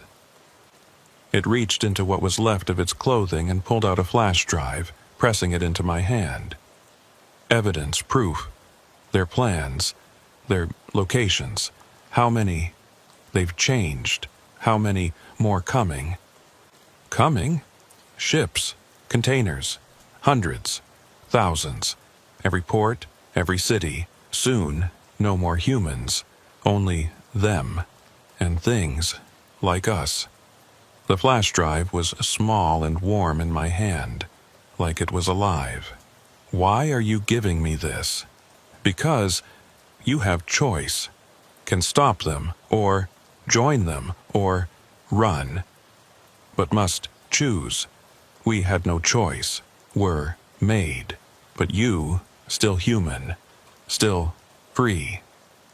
It released my wrist and backed away, melting into the shadows with that horrible scuttling motion. "Wait," I called out. "What am I supposed to do with this?" But it was gone, and in the distance I could hear vehicles approaching. Prudence's containment team, coming for their prize. I had seconds to decide, give them the flash drive and pretend the encounter went as planned, or keep it and risk everything. I made my choice. I pocketed the flash drive and waited for them to arrive. The containment team swept the garage with military precision, but found nothing. The escaped subject was gone, leaving no trace except the story I told them, that it had approached me but fled when it heard their vehicles. Prudence was furious. "You were supposed to signal us immediately." I tried, it grabbed my phone, threw it away. By the time I retrieved it, the thing was gone. She studied me with those two perfect features, clearly not believing me but unable to prove I was lying. "This is disappointing, Mr. Pickford, very disappointing. Look, I did what you asked. It's not my fault your team was too slow." Her eyes narrowed. "We'll try again. The subjects will return. They always do." But they didn't return. Not the next night or the next week. Prudence's team maintained their surveillance, but the escaped subjects had vanished. Eventually, even Prudence seemed to accept that the opportunity was lost. "We're pulling the surveillance," she told me 2 weeks later. "But remember our agreement. If you see them again, you contact us immediately. And Sarah remains unharmed as long as you cooperate." After they left, I finally looked at the flash drive. I used an old laptop, disconnected from the internet, in case it was trapped somehow. What I found was worse than my worst nightmares. Documents, photos, videos, shipping manifests, personnel files. A vast network spanning the globe, moving modified humans through the shipping industry. The port of Los Angeles was just one node. There were operations in Long Beach, Oakland, Seattle, Houston, Miami, New York. and internationally, Rotterdam, Singapore, Shanghai, dozens of ports, all connected in a web of container ships and secret cargo. The modification process was detailed in scientific papers I couldn't fully understand. Something about DNA manipulation, forced evolution, creating beings that looked human but were fundamentally different, stronger, faster, more obedient, but lacking something essentially human: free will, creativity, the spark that makes us us. There were lists of people who'd already been replaced. Government officials, corporate executives, law enforcement, media personalities. Not enough to be noticed, but enough to influence policy, to ensure the containers kept moving, the experiments continued. And there were plans for expansion, maps showing infection vectors, how they planned to spread the modification process, not through the unstable subjects like the ones I'd released, but through controlled exposure. Vaccines that weren't vaccines, food additives, water supply contamination, a gradual transformation of the human species, so slow no one would notice until it was too late. But there was something else in the files, something that gave me hope. Weaknesses. The modified humans had vulnerabilities. Certain frequencies of sound that disrupted their neural processes, chemical compounds that broke down their altered DNA. And most importantly, locations of resistance cells, groups of people who knew about the threat and were fighting back. The resistance cell in Denver was small, just 7 people meeting in the basement of an abandoned church in 5 Points. I found them using the information from the flash drive, though it took me weeks to work up the courage to make contact. When I finally did, showing up at their meeting with my evidence, they almost killed me on the spot. He could be one of them, a woman named Maria said, pointing a modified cattle prod at me that supposedly could detect the altered humans. Could be a trap. I'm not, I said, hands raised. Test me however you want. I'm the truck driver from L.A., the one who released the unstable subjects. That got their attention. Apparently, I was something of a legend in their small community, the man who'd accidentally struck a blow against the enemy by releasing their failed experiments. The leader of the cell was a former biology professor named Dr. Marcus. He'd been studying the modified humans for years, ever since one of his graduate students had disappeared and returned, changed. The flash drive you brought, he said after reviewing it. This is the most comprehensive intelligence we've ever received. With this, we might actually be able to do something. Do what? There are thousands of them, maybe more. They control the ports, have people in government. How do we fight that? We don't fight, Marcus said. We expose. The one thing they fear is discovery. They operate in shadow, replacing people gradually, quietly. If the world knew what was happening, they'd think we're crazy. I've tried going to authorities. No one believes it. Not if we had proof. Real, undeniable proof. And thanks to you, we might have a way to get it. The plan was insane, but it was better than doing nothing. Using the shipping manifests from the flash drive, we identified a container scheduled to arrive at the port of Denver in 3 days. According to the documents, it contained 20 stable subjects, ready for deployment in the Colorado area. We intercept it, Marcus explained. Document everything. Live stream it if we can. Show the world what's really in those containers. They'll stop us, I said. They have security, government connections, not at the port of Denver. It's smaller, less monitored, and we have someone on the inside. The inside man was a port security guard named Tommy, whose brother had been one of the modified humans' victims. He could get us access, disable cameras, give us a window to expose the truth. I wanted to say no, to run, to take the memory suppression Prudence had offered and forget everything. But I thought about those things in the containers.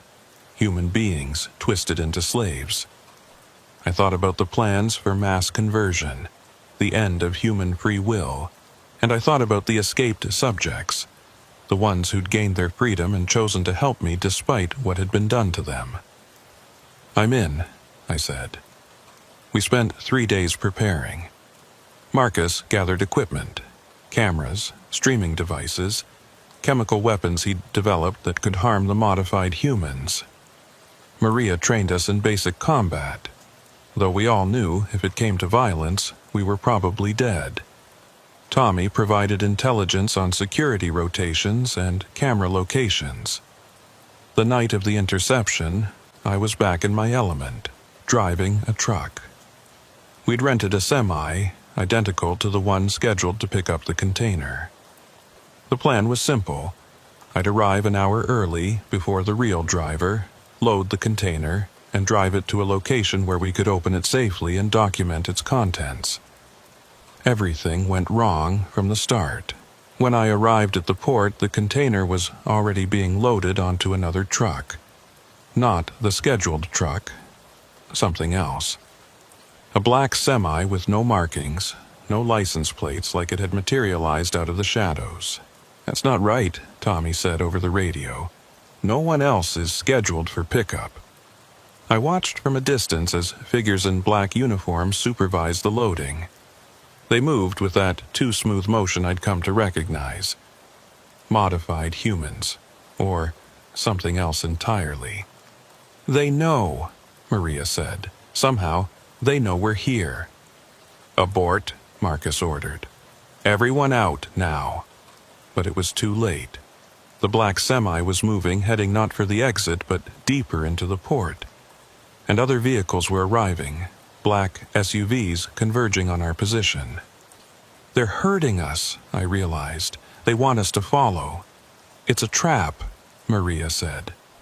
"Everything's been a trap," I replied, throwing the truck into gear. "But maybe we can spring it on them." I followed the black semi, the others reluctantly following me. It led us to a warehouse at the back of the port, isolated from the main terminals. The building was new, unmarked, surrounded by those same blue containers I'd been seeing everywhere. The black semi disappeared inside through a massive door that closed behind it. We parked outside, watching, waiting. "We should leave," Tommy said. "Call the real cops, the FBI, someone." "With what evidence?" I asked. "A truck entering a warehouse." Before anyone could answer, the warehouse doors opened again. Not just the main door, all of them, revealing the lit interior. And standing there, waiting for us, was Prudence Blackwood. "Mr. Pickford," her voice echoed from speakers mounted on the building. "So predictable. Please, all of you, come inside. The demonstration is about to begin." "Demonstration," Marcus whispered. "The final demonstration," Prudence continued. "You've worked so hard to uncover our plans. The least we can do is show you their fruition." Maria raised her weapon, but I put my hand on her arm. "Wait. For what? It's obviously a trap." "Yes, but trap for what purpose? If they wanted us dead, we'd be dead. They want us to see something." Against all survival instinct, we walked into that warehouse. Inside was something out of a nightmare. Hundreds of containers, all open, all empty. And standing in perfect formation were their former occupants, row upon row of modified humans, all identical, all perfectly still. There had to be at least 1,000 of them. At the center, on a raised platform, stood Prudence Blackwood and John Smith, somehow alive despite what I'd seen in LA, along with others I didn't recognize, all with those same perfect features, those same wrong movements. "Welcome," Prudence said, "to the future of the human race." The modified humans began to move in perfect synchronization, demonstrating their capabilities. Strength, lifting weights that would crush normal humans. Speed, moving faster than the eye could follow. and obedience, responding to verbal commands instantly without hesitation or question. An army, Marcus breathed. You're building an army. Not building, Smith corrected. Deploying. Tonight, these units will be distributed across the country. By tomorrow, they'll be in positions of power in every major city. Police, military, government. The transformation of America begins now. People will notice, I said. You can't replace that many people without someone noticing. Prudence smiled. Can't we? Tell me, Mr. Pickford, how many people really pay attention to the security guard at their building? The night shift worker at their local store? The delivery driver who brings their packages? These are invisible people, and we're making them ours. And then we expand, gradually, carefully. Each converted human can help convert others. Within a generation, maybe two, the old humanity will be extinct, replaced by something better, something controllable, something enslaved, Maria spat. Something peaceful, Prudence countered. No more wars, no more crime, no more chaos, just order, productivity, purpose. That's not life, I said. That's existence. For you, perhaps. But your children, their children, won't know the difference. They'll be born into this new world, and it will be all they know. She gestured, and the modified humans began filing out of the warehouse, heading for trucks that had appeared outside. The deployment was beginning. You can't stop this, Prudence said. No one can. It's already too late. We brought you here to witness the beginning of the end, to know that your resistance was futile. But she was wrong about one thing. It wasn't too late. Not yet. Because while she'd been giving her villain speech, I'd been counting the modified humans, the containers, the trucks. And I'd noticed something. The escaped subjects, the unstable ones I'd released in LA. They were here. Not in the formation, not under control, but in the shadows of the warehouse, watching, waiting. They'd followed me, just as Prudence had said. But not to attack me. They'd come for their enslaved brethren, to offer them the same freedom I'd accidentally given them. I saw one of them, the one who'd given me the flash drive, hiding in the rafters. Our eyes met, and it nodded. They were waiting for a signal, for the right moment. I gave it to them. You're wrong about something, I said to Prudence, pulling out my phone.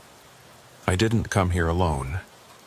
I hit send on a message I'd prepared earlier, not to law enforcement or the media, but to every resistance cell in the network. The message contained our location and one word: now. The escaped subjects attacked first, dropping from the rafters and emerging from behind containers.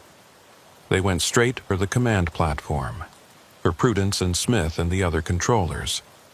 Without them, the modified humans in formation stood frozen, unable to act without orders. Then the warehouse doors exploded inward. Not from resistance cells, they were too far away, but from something else. Military vehicles, helicopters, soldiers in full combat gear, but not regular military. Their equipment was different, specialized. Delta Green, Marcus whispered. They're real. I'd seen references to them in the flash drive, a secret government organization that dealt with anomalous threats. Apparently, someone in the resistance had connections we didn't know about. The battle was brief, but brutal. The escaped subjects fought the controllers with savage fury, their twisted forms surprisingly effective against the supposedly superior modified humans. Delta Green soldiers used weapons I'd never seen before, sonic disruptors that dropped modified humans instantly, chemical sprays that made them dissolve into puddles of organic matter. Prudence tried to run, but I tackled her. For all her enhancements, she hadn't expected a desperate truck driver with nothing to lose. You failed, I said, pinning her down. Your perfect plan, your controlled future. It's over. She laughed. that broken glass laugh. You think this is all of us? This is one operation, one city. We're everywhere, Mr. Pickford. In every country, every government. You've won a battle, not the war. Maybe she was right. But as I watched Delta Green soldiers securing the warehouse, documenting everything, gathering evidence that couldn't be denied or covered up, I felt something I hadn't felt since that night in LA. Hope. The aftermath was chaos. The story broke worldwide within hours. Video footage of the modified humans, the containers, the whole operation. Governments launched investigations. Ports were shut down. Container ships were searched. They found more of them, of course. Thousands more hidden in ports around the world. Some were stopped before deployment. Others had already integrated into society and had to be hunted down. The escaped subjects, the unstable ones, helped with that. They could sense their modified brethren, track them down. In exchange, Delta Green offered them protection, a chance at something resembling a life. I testified before Congress, the UN, anyone who would listen. Most people still didn't believe. The story was too incredible, too horrible. But enough did, enough to make a difference. Prudence Blackwood vanished during the chaos of the warehouse raid, along with John Smith and several other controllers. They're still out there, somewhere, planning their next move. Sometimes I get calls with no one on the other end, just that rhythmic chanting in the background. They want me to know they haven't forgotten, but I haven't forgotten either. I keep driving trucks, but now I know what to look for. The containers that don't belong, the supervisors who move too smoothly, the warehouses that appear and disappear. And I'm not alone. There's a network of us now, drivers who know the truth, who watch the ports and report anything suspicious. Because Prudence was right about one thing. This isn't over. It's just beginning. The modified humans are still out there, still being produced somewhere, still being shipped in containers to ports around the world. The war between humanity and whatever we're becoming has only just started. But at least now we know we're in a war. And knowledge, as they say, is half the battle. The other half is making sure that when you're asked to pick up a container late at night from a port that shouldn't exist, supervised by people who aren't quite right, you have the sense to say no. Or if you can't say no, at least make sure you take the wrong container. Sometimes, mistakes are the only thing that can save us. I still drive past the port of Los Angeles sometimes, watching the endless movement of containers, wondering what's inside them. Most are legitimate. Goods, products, the stuff of normal commerce. But some aren't. Some contain horrors that shouldn't exist, beings caught between human and something else, waiting to be released into our world. And somewhere out there, in a container that hasn't been opened yet, might be the thing that ends us all, or saves us all. With containers, you never really know until you open them. But that's the thing about Pandora's box. Once it's open, you can't close it again. All you can do is deal with what comes out. And keep driving. Always keep driving. Because movement is life, and stopping means becoming like them. Still, perfect, and not quite human. So I drive. Through ports and cities, past warehouses and containers, always watching, always ready. Because I'm Thaddeus Pickford, and I've seen what's coming. The question isn't whether humanity will survive. It's whether what survives will still be human. I guess we'll find out, one container at a time. My name is Ichabod Fairweather, and I've been hauling freight across the American Southwest for 28 years. In all that time, through countless nights spent in the cab of my truck at rest stops and way stations, I've never experienced anything that compared to what happened at that abandoned Texaco station off Highway 58, about 90 miles northeast of Los Angeles, in the high desert between Barstow and Bakersfield. It was November 2020, and I was hauling a load of restaurant equipment from a supplier in Phoenix to a new chain opening in Fresno. The pandemic had made everything strange that year. Empty highways, closed rest stops, everyone wearing masks and keeping their distance. But the freight still had to move, and drivers like me were considered essential workers. We kept the country running while everyone else stayed home.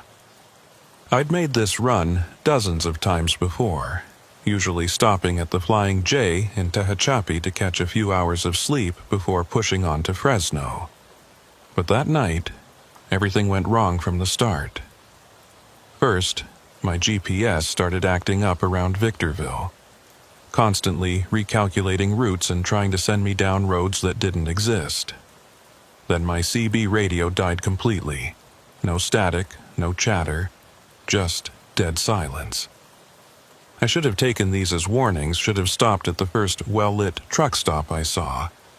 But I was behind schedule, and the penalty for late delivery would eat up half my paycheck.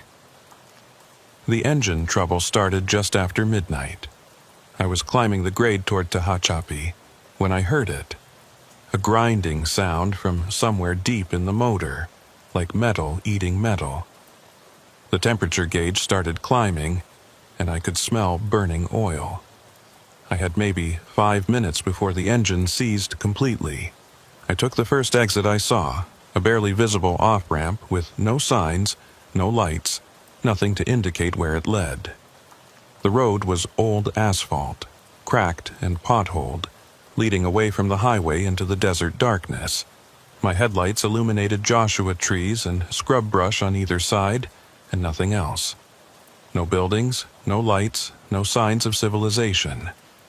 The engine died 2 miles from the highway, just stopped, like someone had flipped a switch. I managed to coast another 100 yards before the truck rolled to a stop. I tried the ignition. Nothing. The battery was fine, all the electronics worked, but the engine was dead. I grabbed my flashlight and climbed out to take a look, though I knew it was pointless. Whatever was wrong was beyond my ability to fix on the side of the road in the middle of the night. I'd need a tow truck, a mechanic, probably a whole new engine by the sound of it. I pulled out my phone to call for help, but there was no signal, not even one bar. I walked around the truck, holding the phone up, trying to find even the weakest connection. Nothing. The satellite phone I kept for emergencies was in the shop, naturally. I'd been meaning to pick it up for weeks. That's when I saw the light in the distance, maybe a quarter mile up the road. A faint glow that looked like it might be coming from a building, probably an old ranch house or maybe a utility station. Either way, they might have a landline I could use. I locked the truck and started walking. The desert at night is never truly quiet. There's always the sound of insects, the rustle of small animals, the distant howl of coyotes. But that night it was silent, dead silent. Just the sound of my boots on the cracked asphalt and my own breathing. The building turned out to be an old gas station, a Texaco from the looks of the faded sign hanging crooked from a rusted pole. The place had probably been abandoned since the 1970s, maybe earlier. 2 pump islands stood in front, the pumps themselves long gone, leaving just concrete platforms and broken metal posts. The station building was small, maybe big enough for a counter, a couple of aisles of goods, and a back office. The windows were mostly intact but covered in decades of dirt and dust. The light I'd seen was coming from inside, a weak yellowish glow visible through the grimy glass. That should have been my first real warning. An abandoned gas station in the middle of nowhere doesn't have electricity. But I was desperate, and desperation makes you stupid. I approached the front door, which hung open a few inches on damaged hinges. The wood frame was warped and splintered, like something had forced it open from the inside. I pushed it open further, wincing at the shriek of rusted metal. "Hello?" I called out. "Anyone here? I need to use a phone." No answer, but the light was definitely coming from somewhere inside. I could see it now, a battery-powered camping lantern sitting on the old counter, casting long shadows across the ransacked interior. The shelves were mostly empty, covered in dust and cobwebs. The floor was littered with old newspapers, broken glass, and things I didn't want to identify. But what caught my attention was the condition of the back wall. While the rest of the station was clearly abandoned, the back wall looked different, newer, like someone had built a false wall in front of the original. And at the base of this wall I could see a gap, a hole that led to darkness beyond. "Hello?" I called again, louder this time. "I don't mean any harm. My truck broke down. I just need help." That's when I heard it. A sound from beneath the floor. Not footsteps exactly, more like dragging. Like something heavy being pulled across concrete. It went on for several seconds, then stopped. I should have left right then. Should have walked back to my truck, locked myself in the cab, and waited for dawn. But the lantern was right there on the counter, and next to it, I could see a cell phone. A modern smartphone, clean and new, completely out of place in this decay. I walked to the counter and picked up the phone. It was unlocked, showing full battery and, miraculously, 2 bars of signal. I immediately dialed 911. 911, what's your emergency? My truck broke down on a side road off Highway 58, about 90 miles northeast of LA. I need a tow truck, and the dragging sound came again, louder this time, definitely from below. The floor vibrated slightly. "Sir, are you there? What's your location?" Before I could answer, a hand reached up through the hole in the floor. Not from the side, but from directly below, like there was an opening I hadn't seen. The hand was pale, almost translucent, with fingernails that were too long and yellowed with age. It groped around for a moment, then found purchase on the floorboards. I dropped the phone and backed toward the door. Another hand appeared, then arms, and then a head emerged from the floor. It was a woman, or had been once. Her hair was long and matted with dirt, and something darker. Her face was gaunt, eyes sunken so deep they were just shadows. She wore what might have been a dress once, now just rags hanging from her emaciated frame. She pulled herself up through the floor with unnatural grace, her movements fluid despite her appearance. Once standing, she fixed those shadowed eyes on me and smiled. Her teeth were filed to points. "A visitor," she said, her voice like wind through dry leaves. "It's been so long since we've had a visitor." "We?" I managed to ask, though my throat was almost too dry to speak. "Oh yes," she said, taking a step toward me. "We're a family here. Living below, in the old places. I'm Temperance Graves. And you are?" I didn't answer. I was backing toward the door, trying not to make any sudden movements. "Don't be rude," Temperance said, her smile widening. "We so rarely get company. Obadiah will want to meet you. He always wants to meet the travelers." "I have to go," I said. "My truck—" "Your truck isn't going anywhere," she said matter-of-factly. "We heard it die. We heard you walking. We've been waiting." "Waiting for what?" "For you to come inside, of course. People always come inside when they see the light. Curiosity is such a reliable weakness." I turned to run, but the door slammed shut. Not pushed by wind or spring-loaded, slammed with deliberate force. Standing there, having apparently been behind the door the entire time, was a man who made Temperance look healthy by comparison. He was tall, maybe 7 feet, but hunched over like his spine couldn't support his height. His clothes were a patchwork of different fabrics, sewn together with what looked like hair. His face was the worst part, not deformed exactly, but wrong, like someone had taken a normal face and stretched it over a skull that was the wrong shape. "This is Obadiah," Temperance said pleasantly. "Obadiah Dreck. He maintains our home." Obadiah didn't speak. He just stared at me with eyes that were different colors. One brown, one a milky blue that might have been blind. His breathing was labored, each breath a wheeze that sounded painful. "We don't want trouble," I said, trying to keep my voice steady. "I just need to get back to my truck." "But you haven't seen the rest of the family," Temperance said. "They're all dying to meet you." She said dying with particular emphasis, like it was a private joke. More sounds from below now. Multiple dragging sounds, shuffles, and something that might have been whispering. The hole in the floor seemed to be getting larger, or maybe that was my imagination. "How many?" I asked, though I didn't really want to know. "Oh, counting is so tedious," Temperance said. "We've been here so long and people join us from time to time. Travelers like yourself. People who take the wrong exit, whose vehicles break down at just the right spot. It's amazing how often that happens. You sabotage the vehicles." She laughed, a sound like glass breaking. Sabotage is such an ugly word. We simply encourage mechanical failure in those who are meant to join us. Your truck, for instance. We've been calling to it for miles, singing to its engine, whispering to its pistons. Metal listens if you know how to talk to it. That's impossible. Is it? You're here, aren't you? Your truck died exactly where we wanted it to.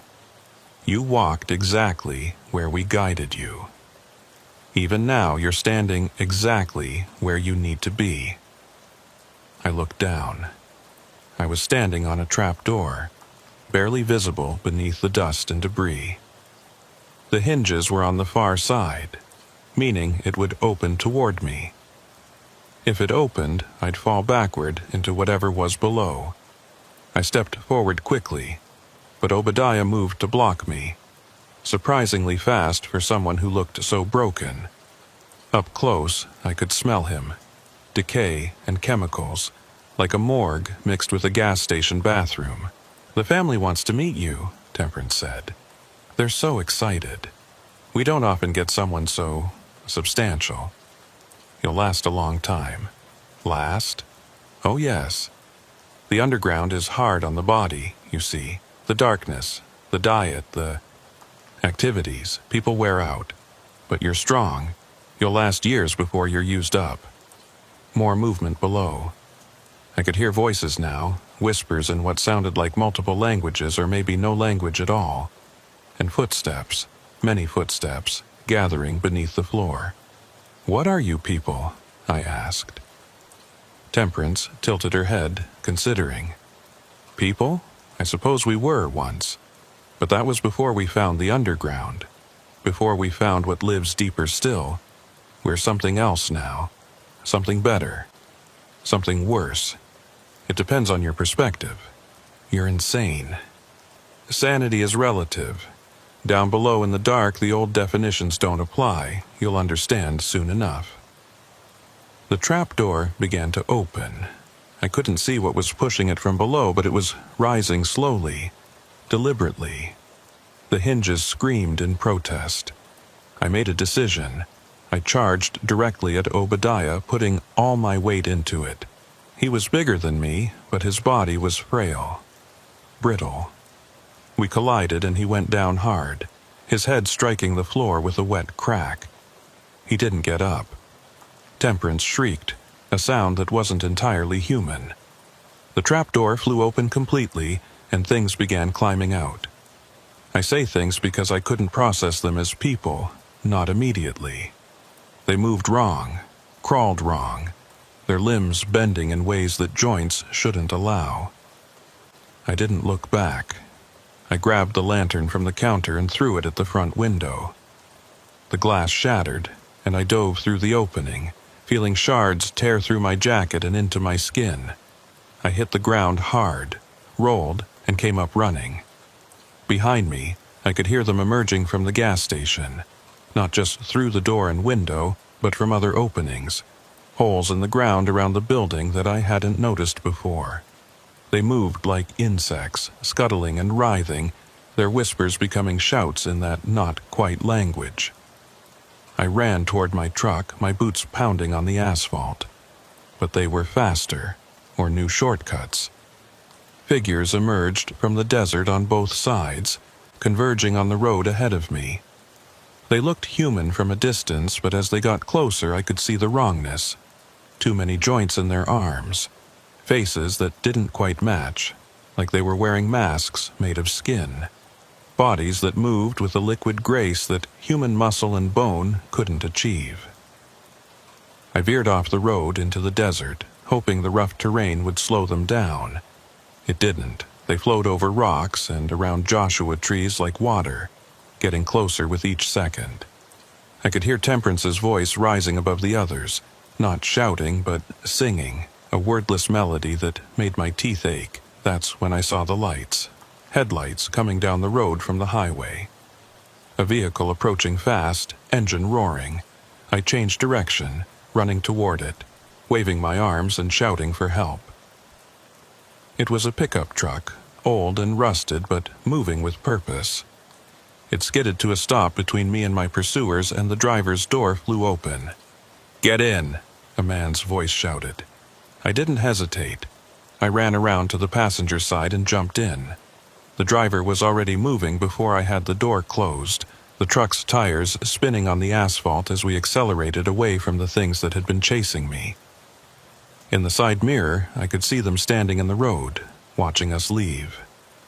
Temperance was in front, her arms raised like she was conducting an orchestra. They didn't pursue, just stood there, getting smaller as we drove away. "You okay?" the driver asked. I looked at him for the first time. He was maybe 60, weathered face, gray beard, wearing a baseball cap and a flannel shirt.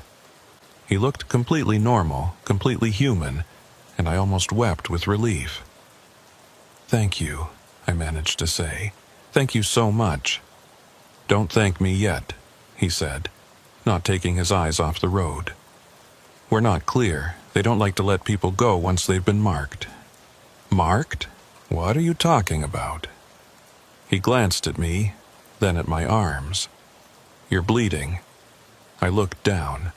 My jacket was torn in several places from diving through the window, and blood was seeping through. But it wasn't the injuries that made my stomach drop. It was the pattern. The cuts formed symbols, deliberate patterns that couldn't have been accidental. "They marked you," the man said grimly. "That means you belong to them now. They'll follow you wherever you go." "That's insane." "Is it, after what you just saw?" He had a point. "Who are you?" I asked.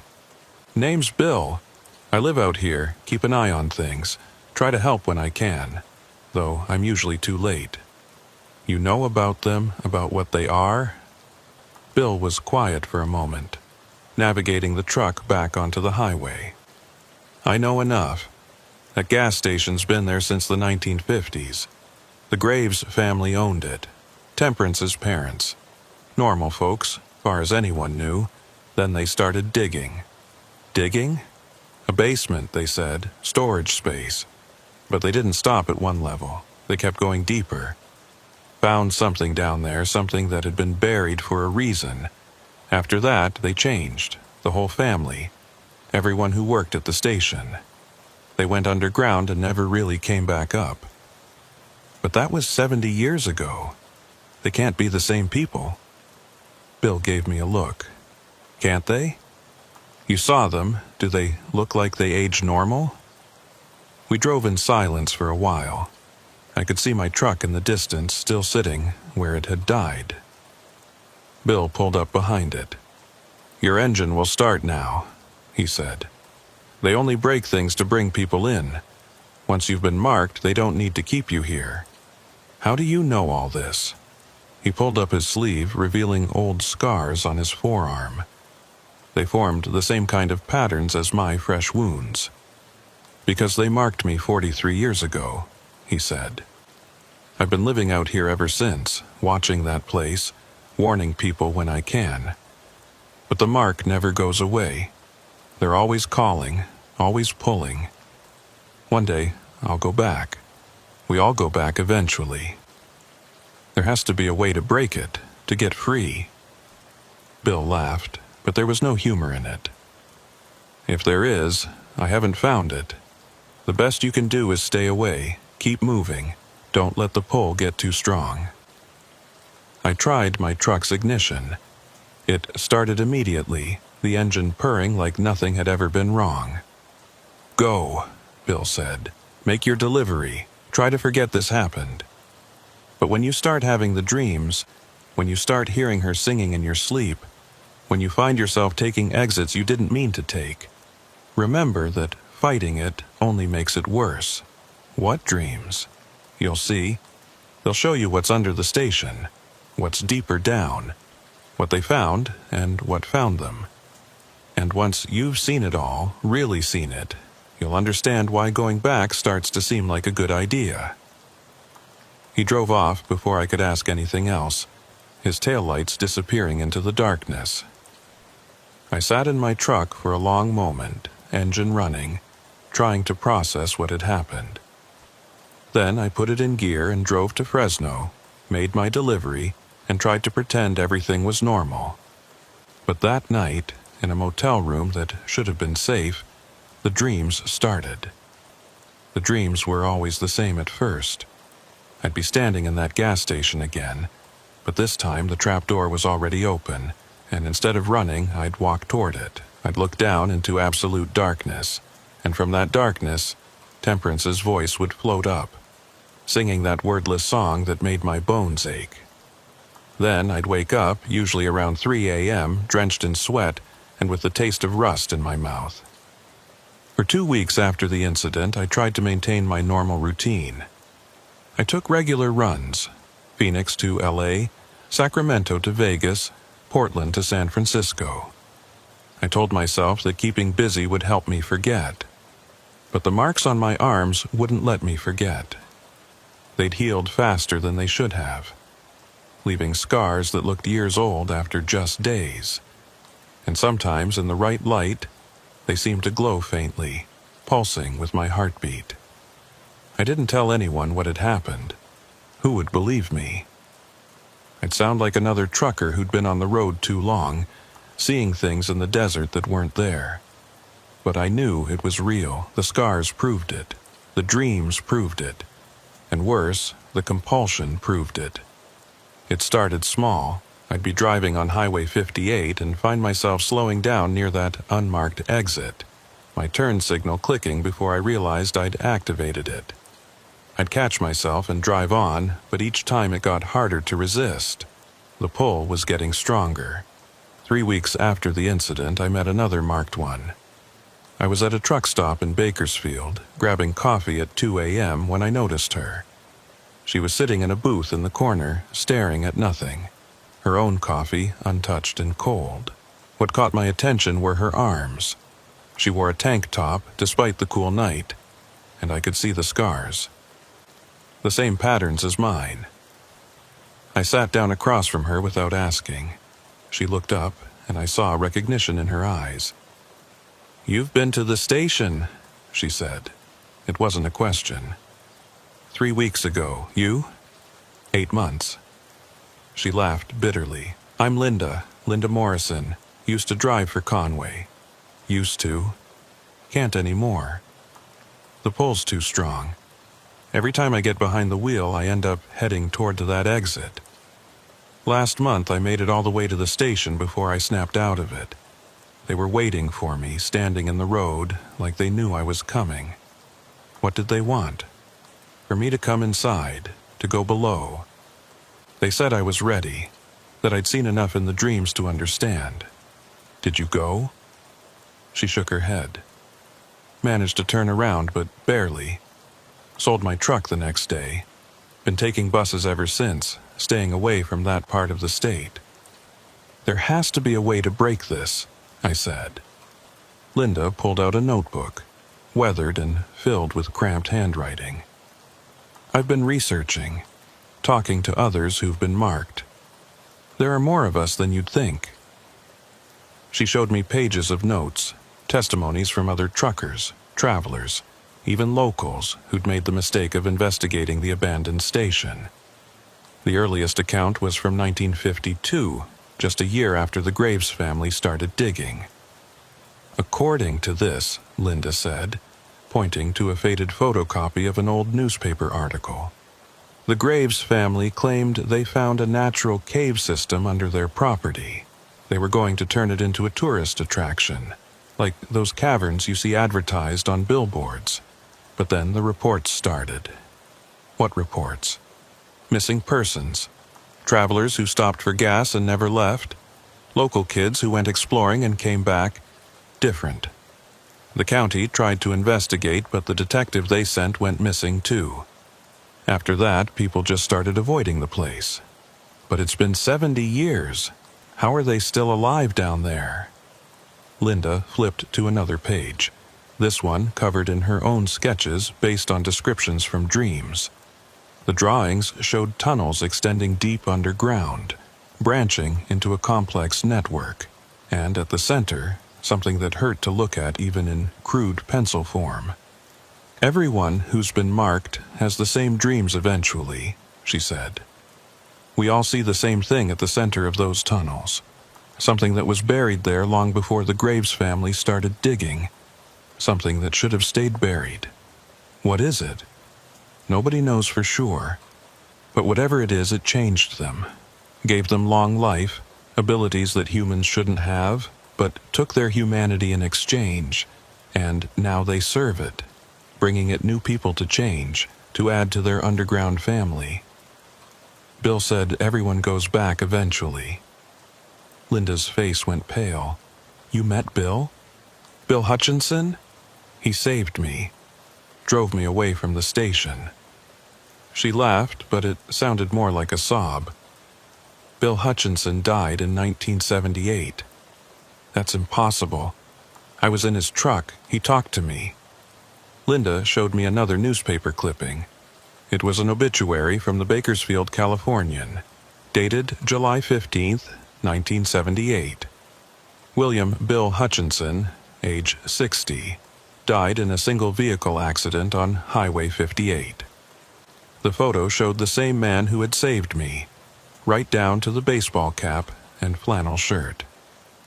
He was one of the first to be marked, Linda explained. Spent years warning people away from the station. But the pole got him eventually.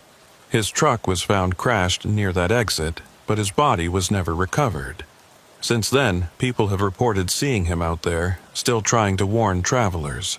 But Ichabod, if Bill appeared to you, it means they're getting stronger, using the dead as puppets. My blood ran cold. I remembered sitting in that truck, trusting the man who'd saved me. Had he really been trying to help, or was he part of their plan? I need to go back, I said, suddenly surprising myself. What? No, that's the mark talking. Maybe, but running isn't working, hiding isn't working, the pull just gets stronger. Maybe the only way to break free is to face whatever's down there. Linda grabbed my arm, her fingers digging into the scars. Everyone who goes down those tunnels comes back changed, if they come back at all. You've seen them. Do you want to become like that? I didn't. But I also couldn't live like this, constantly fighting the compulsion, dreaming those dreams, feeling that pull every moment of every day. There might be another way, Linda said, seeing my determination. I've been in contact with someone, a professor from UC Berkeley who studies this kind of thing. Anomalous locations, he calls them. Places where reality doesn't work quite right. He thinks the gas station is one of them. A professor who believes in this stuff? Dr. Marcus Roth. He's been studying the station for years, interviewing people who've been marked. He has a theory about how to break the connection. She gave me his number. I called him that night from my motel room. Mr. Fairweather, he said, when I'd explained who I was. Linda told me about you. You're experiencing the pull, the dreams, all the classic symptoms of what I call location bonding. Can you help? Perhaps, but I need to examine the marks firsthand. Can you come to Berkeley?" I made the drive the next day. Dr. Roth's office was in the basement of an old building on campus, crammed with books, maps, and artifacts that looked like they belonged in a museum. He was younger than I expected, maybe 40, with intense eyes behind wire-rimmed glasses. "Show me," he said without preamble. I rolled up my sleeves. He examined the scars with a magnifying glass, taking photos and making notes. Then he pulled out what looked like a modified EMF detector and ran it over the marks. The device clicked rapidly, like a Geiger counter near radiation. "Fascinating," he muttered. "The scarification isn't random. It's a form of writing, a language that predates any known human civilization. It's essentially a claim of ownership, marking you as property of whatever entity resides beneath that station." Entity? He pulled out a map of California covered in red dots. There are 17 known locations in the state with similar properties, places where people disappear, where reality becomes flexible, where things that shouldn't exist do. The gas station is one of the oldest and most active. What's down there? I have theories, but nothing concrete. The few people who've gone down and returned coherent enough to speak describe a vast network of tunnels that shouldn't be able to exist. They extend far beyond what the geology of the area would allow. At the center is something they call the source. No one's been able to describe it adequately, only that looking at it changes you fundamentally. How do I break free? Dr. Roth was quiet for a moment, then pulled out a locked drawer from his desk. Inside was a small metal box. "There's a ritual," he said. "Based on my research into similar sites worldwide, it requires returning to the location, but not surrendering to it. You have to enter the underground, reach the source, and refuse it. Reject its claim on you. That sounds like suicide.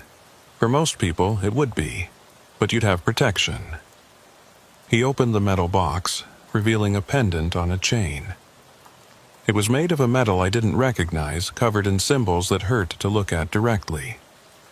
This was recovered from a site in Peru with similar properties. It should shield you from the worst effects of exposure to the source. Should. 3 people have tried it. 1 succeeded in breaking free. 1 disappeared entirely. 1 came back, changed, but maintained enough humanity to live something resembling a normal life. Those aren't great odds. They're better than the alternative. Linda told you about Bill Hutchinson. That's what happens to those who resist too long. Death, but not release. The mark persists even after death, keeping you bound to that place, turning you into another tool for the entity to use. I took the pendant, feeling its weight. It was heavier than it looked, and cold to the touch. "When?" I asked. "The new moon. 3 nights from now. The entity's influence is weakest during the dark of the moon. You'll have the best chance then." I spent those 3 days preparing. I bought supplies, flashlights, batteries, rope, water, first aid kit. I wrote letters to my ex-wife, my kids, my friends, explaining what had happened and what I was about to do. I didn't expect them to believe it, but I wanted to leave something behind, just in case. On the night of the new moon, I drove back to that exit off Highway 58. The pendant sat cold against my chest, and for the first time in weeks, the pull felt weaker, manageable.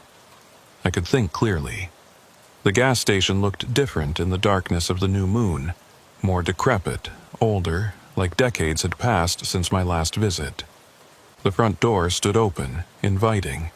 I could see lights inside, not the camping lantern from before, but something else. A phosphorescent glow emanating from the hole in the floor. I parked my truck on the road, keys in the ignition. If another traveler needed it, they were welcome to it. Then I walked into the gas station. Temperance was waiting for me, standing beside the open trap door. She looked different, less human, more of whatever she was becoming. Her limbs were longer, her fingers had too many joints, and her face kept shifting like it couldn't decide on a final form. "Ichabod," she said, her voice harmonizing with itself. "You came back. They always come back." "I came to end this," I said, touching the pendant through my shirt. She tilted her head, that impossible tilt that went too far. "End? Oh, there's no ending here. Only transformation. Only joining. Only becoming. Where's Obadiah?" "Below. Recovering. You hurt him, but we don't die easily anymore. He's eager to see you again. And the others? Waiting? We're all waiting. The Source has been calling for you specifically, Ichabod Fairweather. It has plans for you. Then let's not keep it waiting." I walked to the trapdoor and looked down. A ladder descended into green, glowing darkness. The phosphorescent light was coming from the walls themselves, some kind of organism or mineral that coated the tunnel surfaces.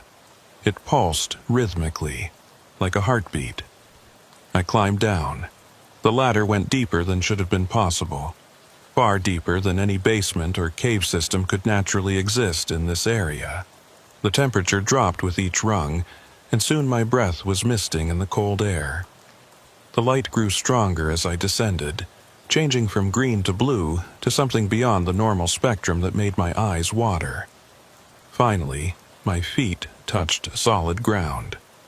I was in a tunnel, carved from rock that didn't match any geology I knew. The walls were smooth, almost glass-like, and covered in that glowing substance.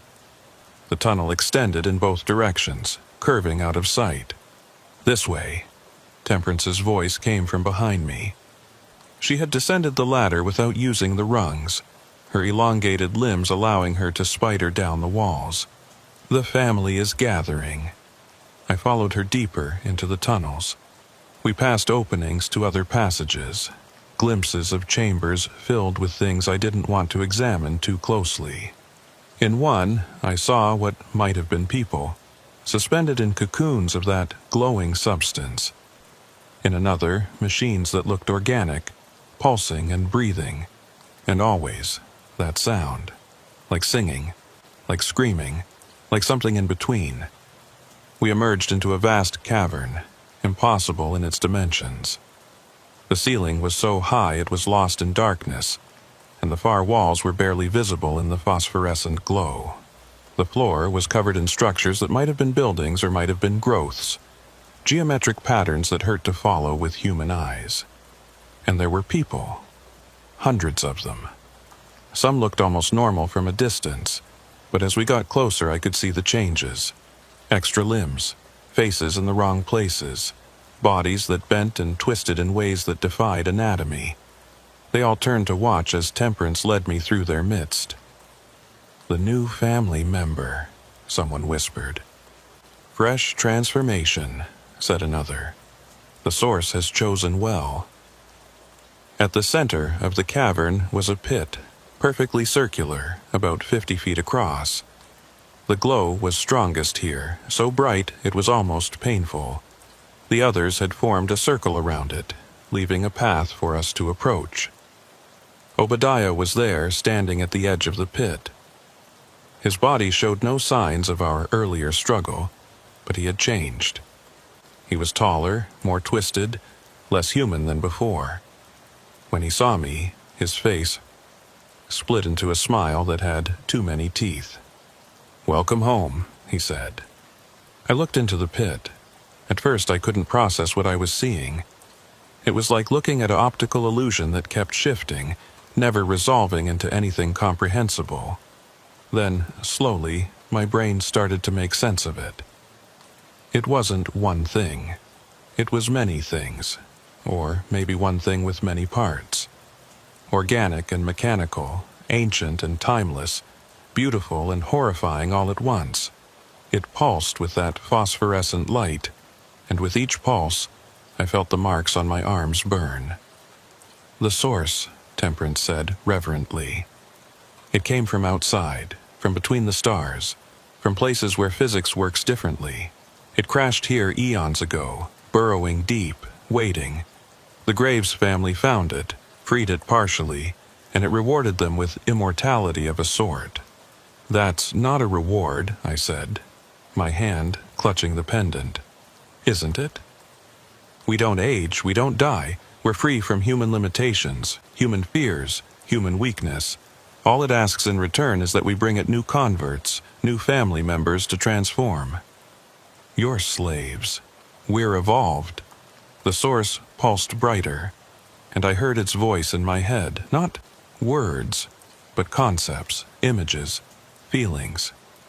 It showed me what I could become. Strong, immortal, part of something greater than individual human existence.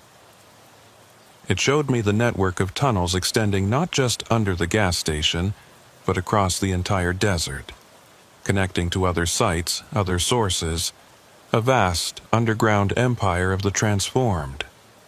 Join us, the crowd chanted. Join us. Join us. The pull was overwhelming. Every cell in my body wanted to jump into that pit, to let the source transform me, to become part of the family. The marks on my arms were burning, pulling me forward. But the pendant was cold against my chest, a point of clarity in the madness. I grabbed it through my shirt and held tight. No, I said. The chanting stopped. The source pulsed angrily, its light turning from blue to red. You can't refuse, Temperance said. You've been marked. You belong to us. I belong to myself. I pulled out the pendant, letting it hang visible on its chain. The reaction was immediate. The transformed humans recoiled, hissing and shrieking. The source's light flickered, and for a moment I saw it more clearly, a mass of tissue and metal. Organic components fused with technology that didn't belong on Earth. All of it infected with that glowing substance that was neither plant, nor animal, nor mineral. What is that? Obadiah demanded, his voice distorted with rage. Protection, I said. Against things like you. I held the pendant toward the pit. The source reacted violently, its mass contracting, pulling away from the metal. The cavern shook, dust and rocks falling from the invisible ceiling. You're hurting it, Temperance screamed. Good. I walked closer to the edge of the pit, pendant extended. The source tried to retreat deeper, but it was too large, too embedded in the cavern structure. Where the pendant's influence touched it, pieces began to flake off, dissolving into that phosphorescent substance that immediately lost its glow and turned to gray ash. The transformed humans rushed at me, but they couldn't get close. The pendant repelled them like magnets of the same pole. They circled me, reaching with their elongated limbs, but always stopping just short of contact. You don't understand, Temperance pleaded. Without the source, we'll die. We're sustained by it, connected to it. If you destroy it, you destroy us all. I paused, despite everything. They had been human once. The Graves family and all the travelers who'd been pulled in over the decades. They were victims as much as monsters. There has to be another way, I said. There is, a new voice said. I turned. Walking through the crowd of transformed humans was Bill, or the thing that looked like Bill. He moved differently than when he'd saved me, more fluid, less human. His eyes were glowing with that phosphorescent light. You're not really Bill, I said. I am, and I'm not. Bill Hutchinson died in 1978, yes, but the source preserved his consciousness, his memories, his purpose. I'm what remains, animated by the source's will, but retaining enough of Bill to remember why he fought so hard against this place. Then help me stop it. I can't stop it, but I can contain it. He gestured to the transformed humans around us. They don't have to die. The source can be put back to sleep, buried again. Its influence limited to this immediate area. Those already transformed will survive, but no new victims will be taken. How? The pendant you carry. It's not meant to destroy, it's meant to seal. Place it on the source, speak the words inscribed on its surface, and it will contain the entity's influence. I looked at the pendant more closely. There were indeed symbols on it, so small I hadn't noticed them before. They hurt to look at, just like the marks on my arms, but in a different way, like they were fighting against each other. What about my marks? Will I still be bound here? The binding will break. You'll be free, but Ichabod. Bill's face showed something that might have been regret. We'll be trapped here forever. The transformed, including me. Unable to leave, unable to die, unable to change further. It's not death, but it's not life either. It's better than spreading this curse to others.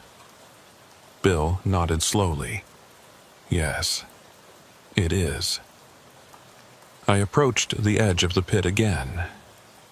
The source sensed my intent and thrashed violently, sending waves of psychic pressure that made my head feel like it would explode.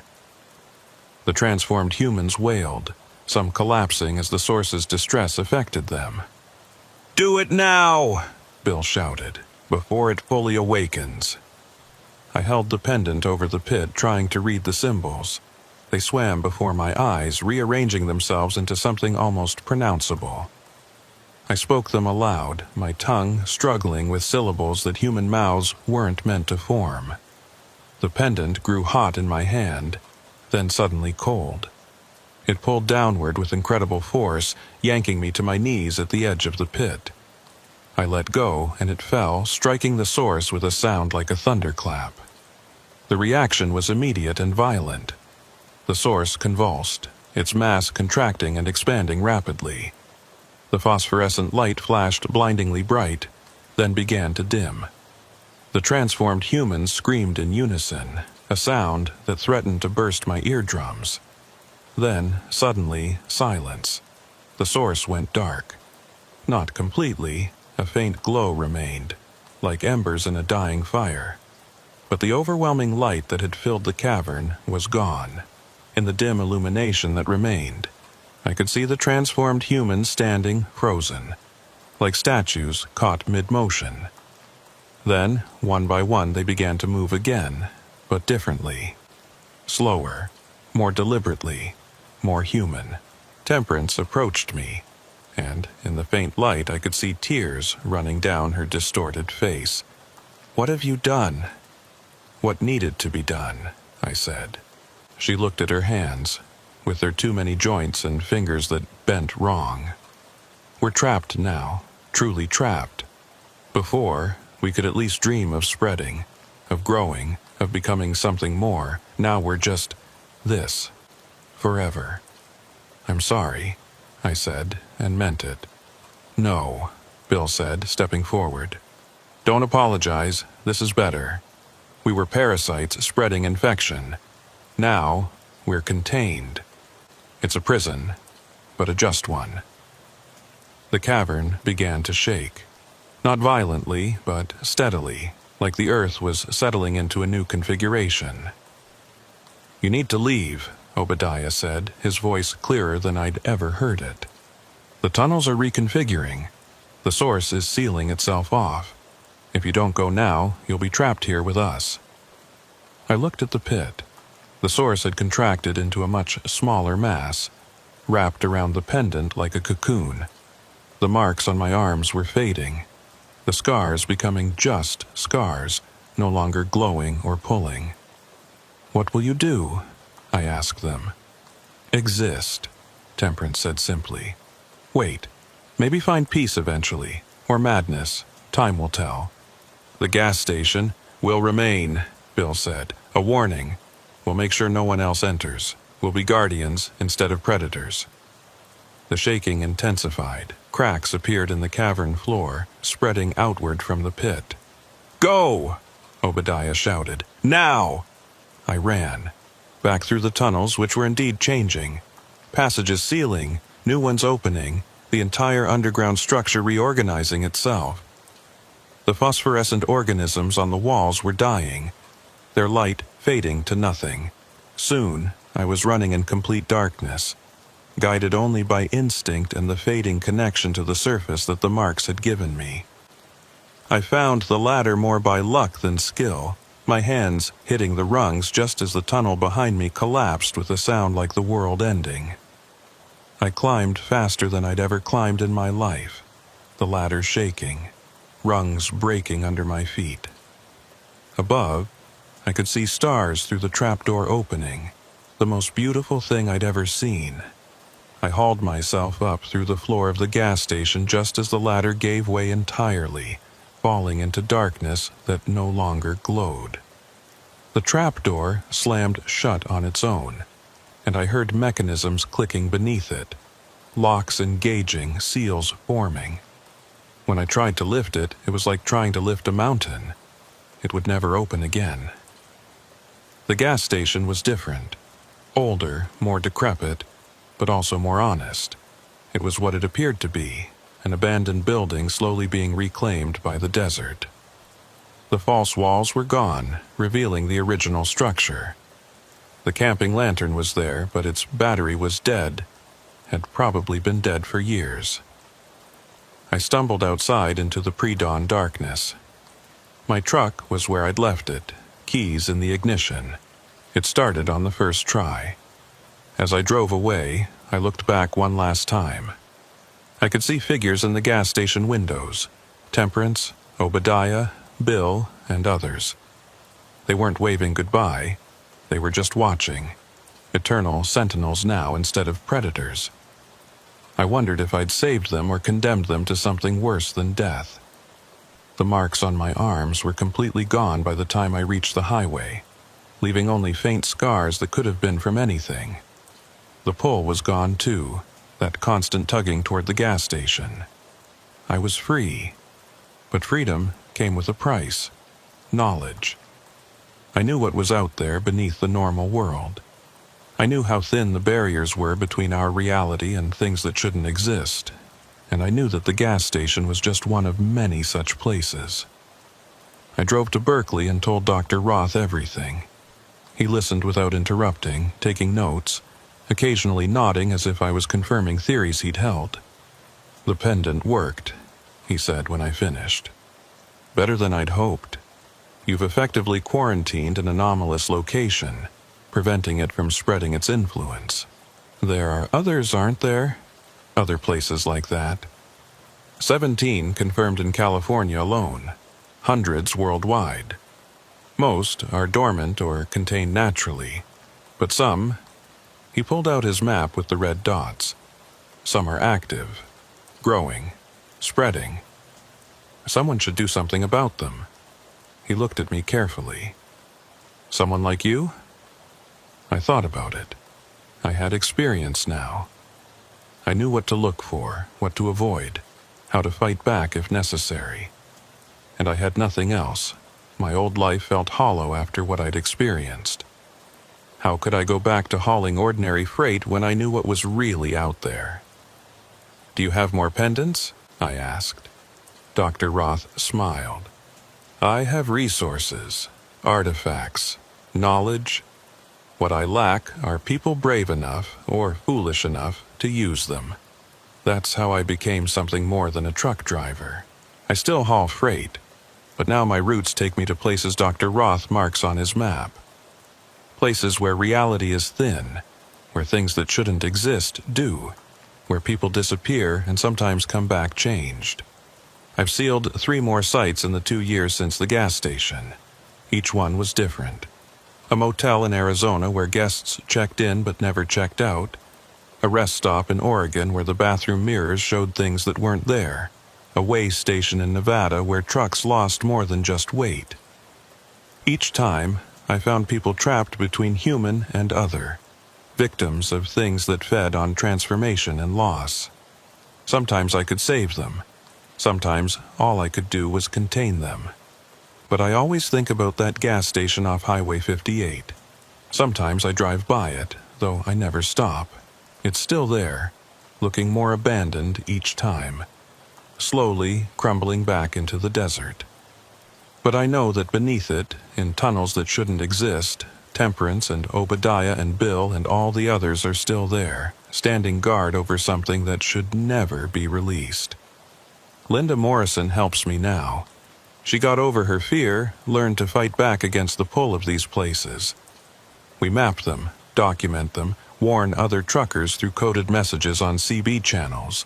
We can't save everyone, but we save some. And sometimes, late at night when I'm driving through the desert, I think I hear Temperance's song on the wind. Not calling me back, that connection is broken, but just singing. A lament for what was lost, what was contained, what can never be again. It's beautiful in its way, and terrible, and completely inhuman. But that's the thing about the inhuman. It's always there, just beneath the surface of our normal world, waiting in abandoned places for curious travelers to stumble upon it. All we can do is try to keep it contained, keep it from spreading, keep innocent people from being pulled into something they can't understand or escape. So, if you're ever driving late at night and you see an abandoned gas station off a dark exit, keep driving. Don't let curiosity get the better of you. Don't investigate that light that shouldn't be there. Because once you're marked by these places, you're never really free. Even with the connection broken, you know they're out there, waiting, watching, singing their inhuman songs into the darkness. And sometimes knowing that is worse than being pulled back. But someone has to know. Someone has to stand guard. Someone has to keep the darkness at bay. That someone is me now. Me and others like me, truckers who've seen too much, who've been marked and freed, who know what lurks in the abandoned places of America. We're not heroes. We're just drivers who took the wrong exit and survived to warn others. So consider this your warning.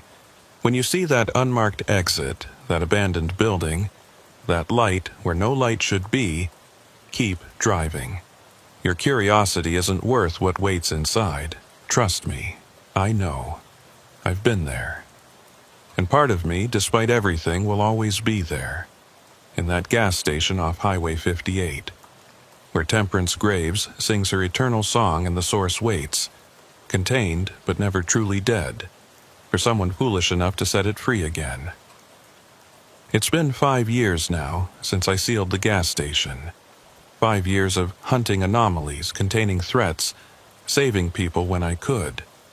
Dr. Roth calls me his best field agent, though I'm really just a truck driver who knows too much. Linda and I have built a network of drivers, all of us watching for signs, reporting strange incidents, warning each other about dangerous routes. But lately, something's been changing. It started 3 months ago. I was containing a site in New Mexico, an old diner where the food changed people at a molecular level, when I felt it. A familiar pulse in my scarred arms, faint but unmistakable. The marks were gone, had been for years, but the scars remembered. The source was stirring.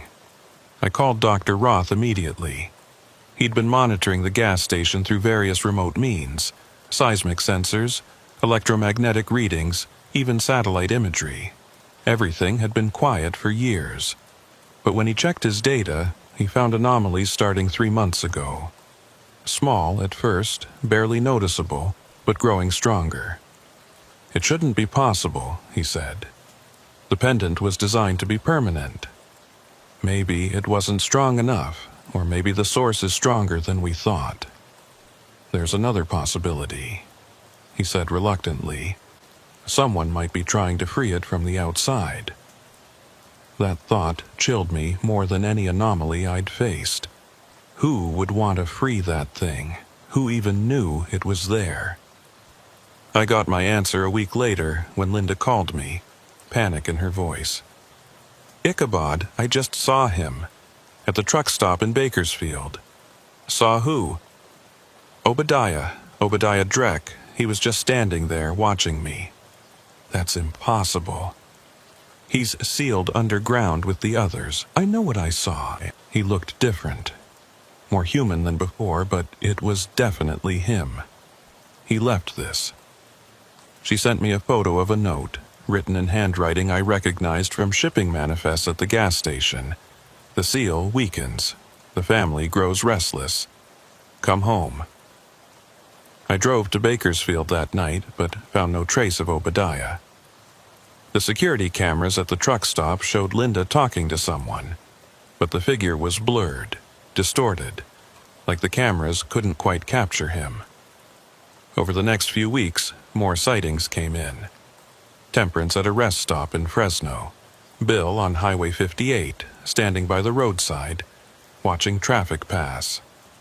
Other transformed humans I didn't recognize appearing throughout California, all leaving the same message. Come home. They weren't attacking anyone, weren't trying to mark new victims. They were just watching, waiting, calling specifically to me. Dr. Roth had a theory. The pendant created a seal, but seals work both ways. It keeps them in, but it also maintains a connection. As the one who placed it, you're linked to it. If the seal is weakening, you might be the only one who can reinforce it. Or they're trying to lure me back to remove it entirely. That's also possible. I didn't want to go back. I'd spent 5 years fighting these things, and the gas station was the worst of them all. But the sightings were increasing. Whatever was happening, it was escalating. The decision was made for me when I got a call from an unknown number. When I answered, I heard Temperance's voice, clearer than it should have been, like she was standing right next to me. Ichabod, she said. We need to talk. How are you? The seal is breaking, not from our doing. We've honored the imprisonment you gave us. But something else has found us. Something worse than the source. That's not possible. You know so little about what's really out there. The source was just one thing, one entity among many. And now another has found us, drawn by the source's contained energy. It's trying to break in, to consume the source and us with it. And when it does, the seal won't matter. It will spread across your world like wildfire. You're lying. I wish I were. We may be monsters, Ichabod, but we're your monsters now. Contained, controlled. What's coming is neither. It's pure hunger, pure consumption. It will take your world apart, piece by piece. What do you want from me? Come back, not to free us, but to help us strengthen the seal. To fight off what's trying to break in. We need someone who can move freely between the surface and the underground. Someone who understands both worlds. And if it's a trap, then you'll die.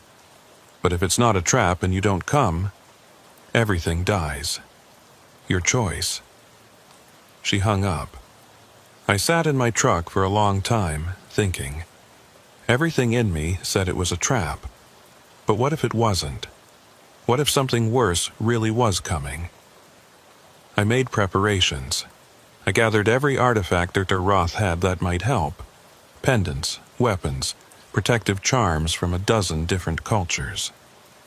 I told Linda where I was going, made her promise not to follow.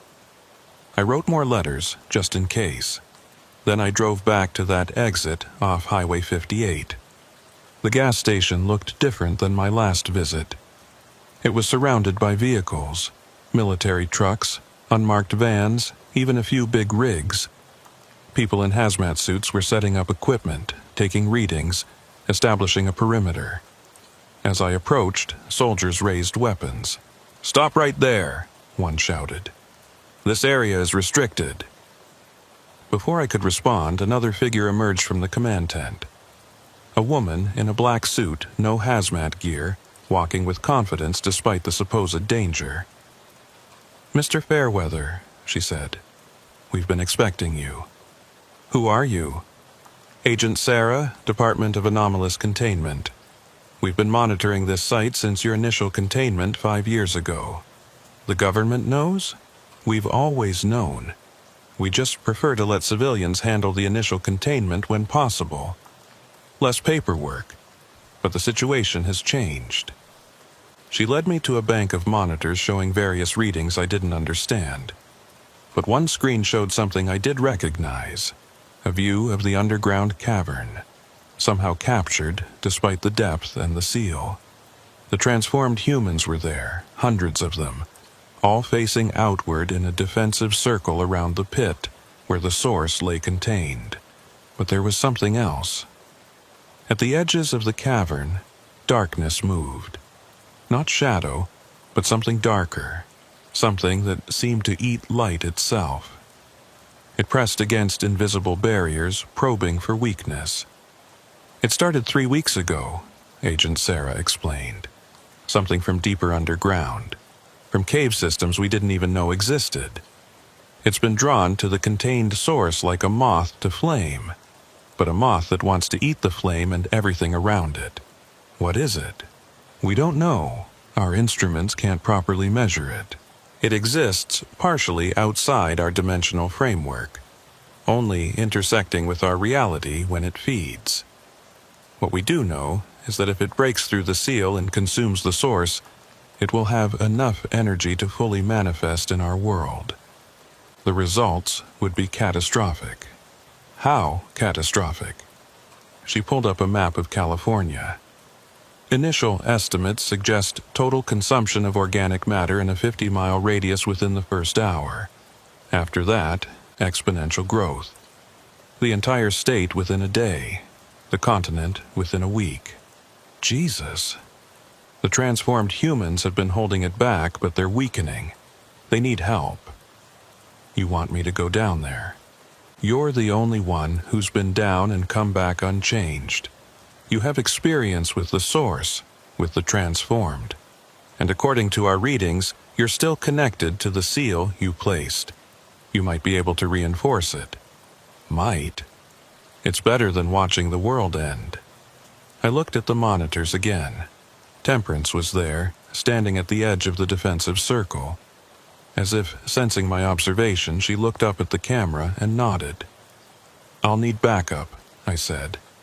"We'll provide a team." "No, I choose my own people."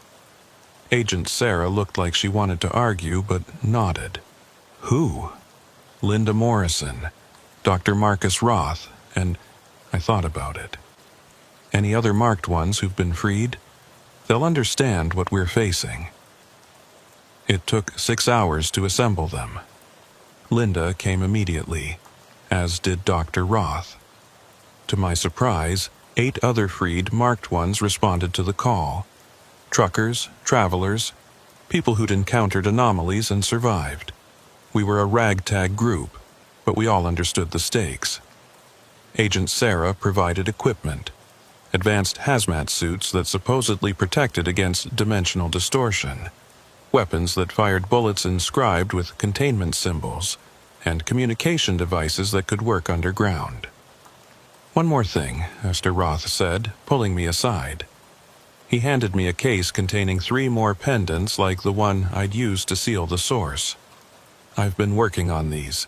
They're stronger than the original, but also more dangerous. They don't just contain, they can destroy. Use them only as a last resort." We entered the gas station at sunset. The trapdoor that had been sealed was open now, not broken, but dissolved, like reality had simply forgotten it was supposed to be solid. The ladder was back, but it was different, organic looking, made of something that might have been bone or might have been calcified wood. We descended. The tunnels had changed completely.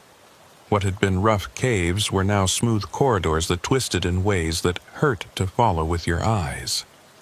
The walls pulsed with a bioluminescence that wasn't the phosphorescent organisms from before, but something new, something that seemed to be fighting against an encroaching darkness. "Stay together," she said. "Don't look directly at the dark patches. They're not really there, not in our dimension." We moved deeper, following a path that seemed to open before us and close behind us. I could feel the transformed humans nearby, sense them through the remnants of my marking. They were afraid. I'd never felt fear from them before. We emerged into the cavern. and I immediately understood why. The transformed humans were arranged in concentric circles around the pit, each circle facing outward. They were holding hands, or what passed for hands, creating living barriers. But they were being consumed. The ones on the outermost circle were partially dissolved, their bodies fading into the encroaching darkness that pressed in from all sides. The darkness wasn't uniform. It had texture, movement, almost personality. It probed and pushed, looking for weakness. Where it touched the transformed humans, they simply ceased, not dying but being erased from existence. Temperance Edison stood in the innermost circle. She looked exhausted, diminished. When she saw us, relief flooded her distorted features. "You came," she said. "Tell me what we're fighting." "We don't have a name for it. It's older than the source, older than anything that should exist. It feeds on contained energy, on things that are trapped between states. The source, in its contained form, is like a beacon to it. Can we fight it? Not directly. It doesn't fully exist in this dimension. But we can reinforce the barriers, strengthen the seal, make the source less appetizing." "How?" She looked at the pit. The source was still there, wrapped around the original pendant, but it was agitated, pulsing erratically. "You need to add more pendants to the seal. Layer the containment. Make it so complex that the creature can't find a way through." I pulled out the 3 pendants Dr. Roth had given me. They were heavier than the original, and they hurt to hold, like they were burning cold. "That might work," Temperance said. "But you'll have to get close to the source, and the creature will try to stop you." "Then we'll distract it," Linda said, stepping forward with the other freed marked ones. "We still have enough connection to these things to get their attention." "That's suicide," I said. "Maybe, but better than letting that thing loose." Before I could argue, she and the others spread out, moving to gaps in the defensive circles.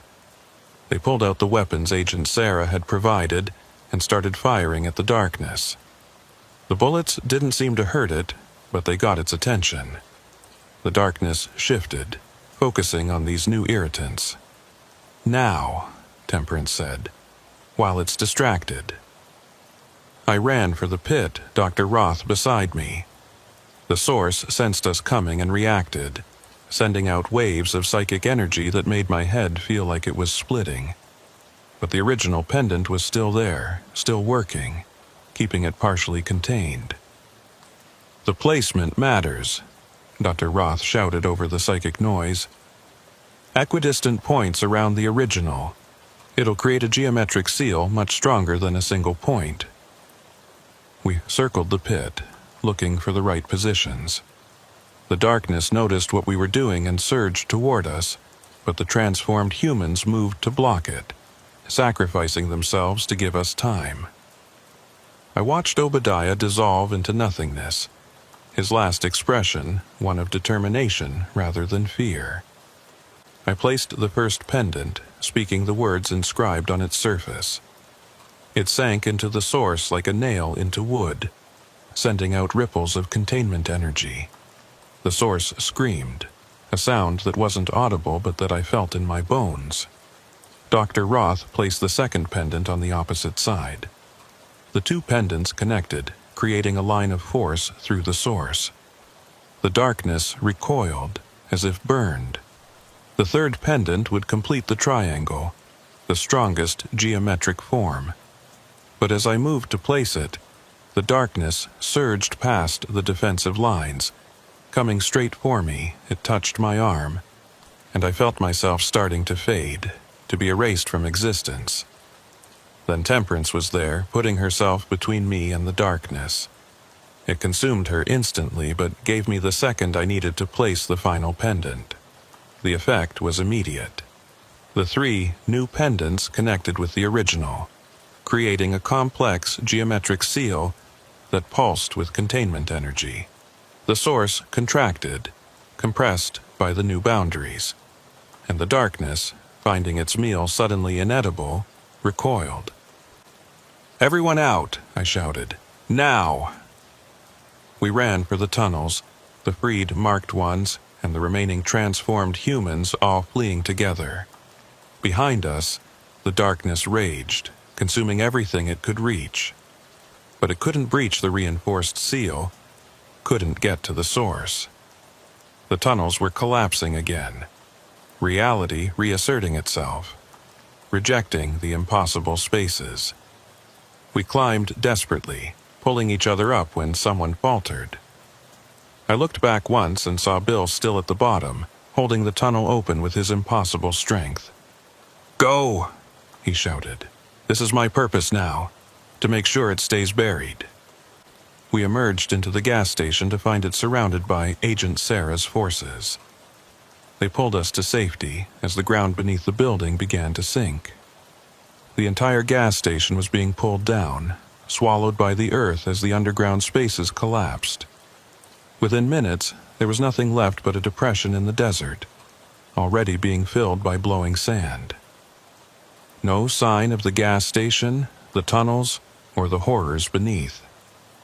The source was buried deeper than ever, protected by multiple seals, guarded by whatever transformed humans had survived. But also trapped with it was that darkness, that consuming thing that had been drawn to the contained energy. They were sealed together now, predator and prey, locked in a prison that neither could escape. "It's done," Agent Sarah said, reading her instruments. "The seal is holding, stronger than before." "For how long?" I asked. "Our models suggest centuries, maybe longer.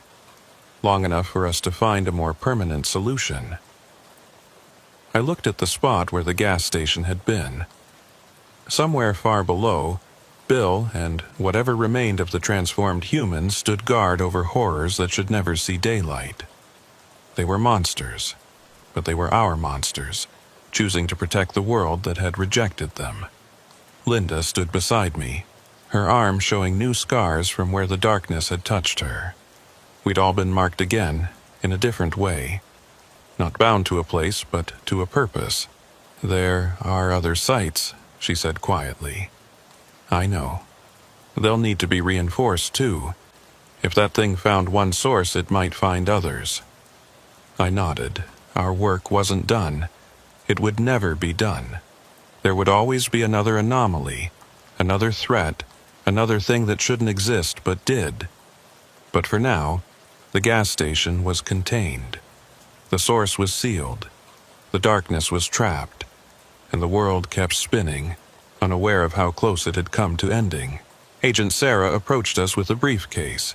"The department would like to offer you official positions, resources, support, authority to operate at these sites." I looked at Linda, at Dr. Roth, at the other survivors. We were truck drivers and academics and ordinary people who'd seen too much. But we were also the only ones who really understood what was out there. "We work independently," I said. "We'll cooperate, share information, accept resources, but we're not your employees." She smiled.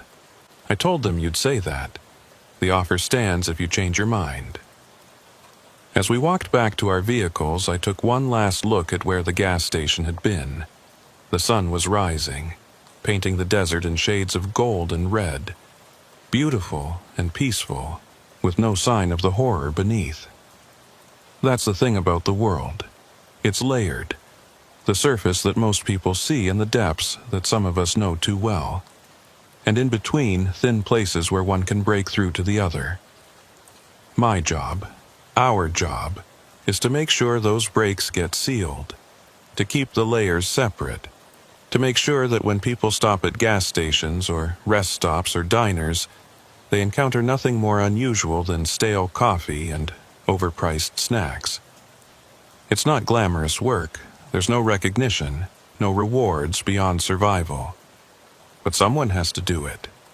Someone has to stand between the normal world and the things that would consume it. That someone is me. Ichabod Fairweather, truck driver turned guardian of reality's thin places. And as I drove away from that patch of desert, heading for the next anomaly on Dr. Roth's map, I knew I'd be doing this job until the day I died. Or until something worse than death found me. But that's a risk I accepted the night I first stopped at that abandoned gas station. The night I learned that some exits should never be taken, some doors should never be opened, and some things should stay buried forever. The gas station is gone now, collapsed into the earth with its secrets and its guardians. But I know it's still there, deep below, where Temperance's sacrifice and Bill's vigil continue, where the source pulses against its reinforced containment, where that consuming darkness waits for another chance to feed. And sometimes, when I'm driving through the desert at night, I think I can still hear them, the transformed ones who chose to be our shields against the dark. They're singing that wordless song, the one that used to call people in but now warns them away. It's beautiful in its way, and terrible, and absolutely necessary, because that's what stands between us and the things that would unmake the world. A song in the darkness, a seal that must not break, and the sacrifice of those who were once human but became something more, or something less. It depends on your perspective. But perspective doesn't matter when you're driving through the desert and you see an exit that shouldn't be there, leading to a place that shouldn't exist. What matters is that you keep driving, that you don't stop, that you remember this story and understand that curiosity can cost more than your life. It can cost your humanity. And in the abandoned places of America, humanity is a more precious commodity than you might think. It's what the things in the darkness hunger for, what they transform or consume, what they use to bridge the gap between their reality and ours. So drive carefully. Pay attention to your instincts. And if you ever find yourself at an abandoned gas station in the middle of nowhere, with lights that shouldn't be on and sounds that shouldn't exist, remember Ichabod Fairweather's story. Remember and keep driving. Because some stops are final in ways you can't imagine. And some transformations can't be undone, no matter how many pendants you carry or seals you place. The darkness is always there, pressing against the thin places, waiting for someone foolish enough to let it in. Don't be that someone. Your life, and perhaps your soul, depends on it.